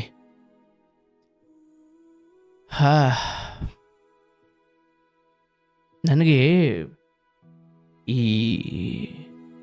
ತಂದೆ ತಾಯಿಗಳು ಮದುವೆ ಮಾಡಿಕೊಡ್ಬೇಕಾದ್ರೆ ಅಯ್ಯೋ ಭಾಳ ಒಳ್ಳೆಯವಂದ್ರಿ ನಮ್ಮ ಅಳಿಯ ಅಂದುಕೊಂಡೇ ಕೊಟ್ಟಿರ್ತಾರೆ. ಈಗ ಅವರು ಹೇಳಿದ್ರು, ನಮ್ಮ ತಂದೆಗೆ ಗೊತ್ತಿತ್ತು ಅವನು ಸ್ವಲ್ಪ ಕುಡಿಯೋದು ಗೊತ್ತಿತ್ತು ಅಂತ. ಈ ಸ್ವಲ್ಪ ಕುಡಿಯೋದನ್ನು ಬಿಡು ಯಾರು ಕುಡಿಯಲ್ಲ ಅಂದುಕೊಳ್ಳೋ ಜನನೇ ಹೆಚ್ಚಾಗ್ಬಿಟ್ಟಿದ್ದಾರೆ ಇವತ್ತು. ನನ್ನ ಈ ಕೌನ್ಸಿಲಿಂಗ್ ಅನುಭವದಲ್ಲಿ ಇದನ್ನೆಲ್ಲ ಕಂಡುಕೊಂಡ್ಬಿಟ್ಟಿದ್ದೀನಿ. ಇಷ್ಟು ಕುಡಿತಾವನೆ ಅಂದರೂ ಕೂಡ, ಅಥವಾ ಎಲ್ಲೋ ನಾನು ಆಗಾಗ ವಾರಕ್ಕೊಂದು 2 ದಿವಸ ಅಷ್ಟೇ ಕುಡಿಯೋ ರೂಢಿ ಇದೆ ಅಂದವನ್ನೂ ಕೂಡ ದೂರ ಇಡಬೇಕು. ಕುಡಿತಾ ಅನ್ನೋದು ನೋಡಿ ಹೆಣ್ಮಕ್ಳು ಬದುಕು. ಇವಾಗೂ ಹೇಳೋಕೆ ಹೋದವ್ರಿಗೂ ಹೊಡಿತಾನೆ, ಈಕೆಗೂ ಡೈಲಿ ಹೊಡಿತಾನೆ, ಕೊಲ್ತೀನಿ ಅಂತಾನೆ, ಅಪ್ಪ ಅಮ್ಮನಿಗೂ ಹೊಡಿತಾನೆ, ₹1 ದುಡ್ಡು ಕೊಡಲ್ಲ, ಈಕೆ ದುಡ್ದಿದ್ನೂ ಕಿತ್ಕೊಳ್ತಾನೆ. ಇನ್ನು ಹೇಗೆ ಬದುಕಬೇಕು?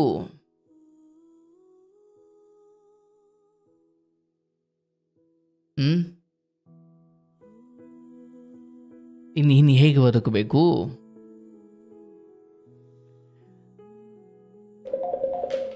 ಇಲ್ಲಿ ರಾಜ್ಯದಲ್ಲಿ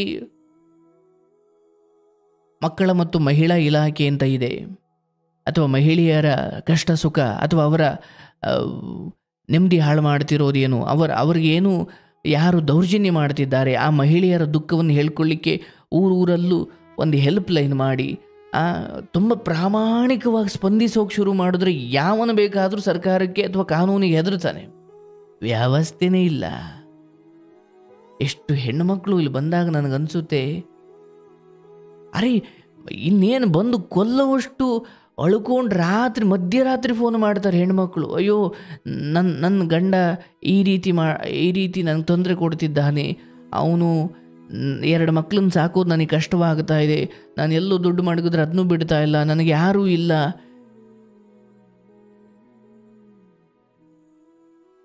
ದಯವಿಟ್ಟು ಸರ್ಕಾರ ಅಥವಾ ಕಾನೂನು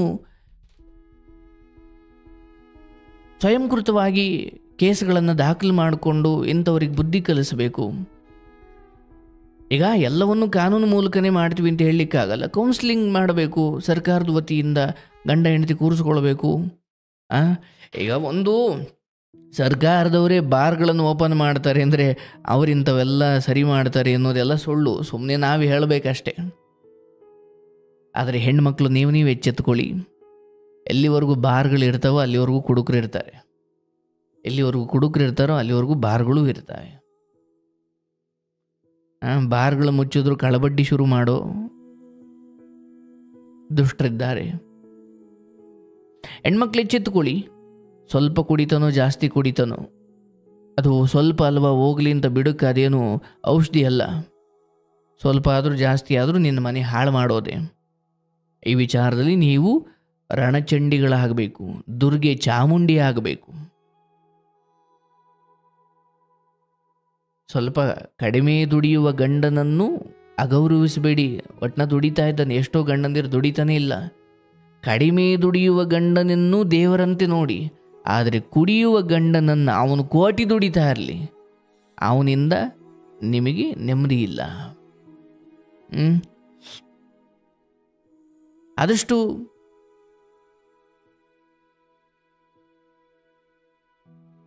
ಇಂತಹ ಸ್ಥಿತಿಯಲ್ಲಿ ಮದುವೆ ಆಗಬೇಕಾಗಿರೋ ಅಥವಾ ಮದುವೆ ಆಗುವಂತಹ ಹೆಣ್ಣು ಮಕ್ಕಳು ದುಡ್ಡಿನಿಂದ ಹೋಗಬೇಡಿ. ಹಣದ ಹಿಂದೆ ಅಥವಾ ಅಧಿಕಾರದ ಹಿಂದೆ ಅಥವಾ ಚೆನ್ನಾಗಿ ನೋಡೋಕೆ ಚೆನ್ನಾಗಿದ್ದಾನೆ ಅನ್ನೋದು ಅದರಿಂದ ಹೋಗಬೇಡಿ. ಗುಣ ಆಯ್ಕೆ ಮಾಡಿ. ಬದುಕು ಅನ್ನೋದು ಬಹಳ ದೀರ್ಘವಾದದ್ದು. ಅವನ ಅಂದ ಚಂದ ನೋಡಿಕೊಂಡು ಏನು ಕುಡಿತೀರಾ? ಯೋಚನೆ ಮಾಡಿ. ಈ ಹೆಣ್ಮಕ್ಳಿಗೆ ಅಥವಾ ಅದರಲ್ಲಿ ಈ ಹೆಣ್ಮಕ್ಳಿಗೆ ಬಂದ ಪರಿಸ್ಥಿತಿ ಯಾರಿಗೂ ಬರಬಾರ್ದು. ನಿನಗೆ ಒಳ್ಳೇದಾಗಲವ, ನಿನ್ನ ಗಂಡನಿಗೆ ದೇವ್ರು ಒಳ್ಳೆ ಬುದ್ಧಿ ಕೊಡಲಿ, ಆತನಿಗೂ ಭಗವಂತ ಚೆನ್ನಾಗಿ ಕಾಪಾಡಲಿ. ಈಗ ನಾನು ಮುಂದಿನ ಕರೆ ತಗೊಳ್ತೀನಿ.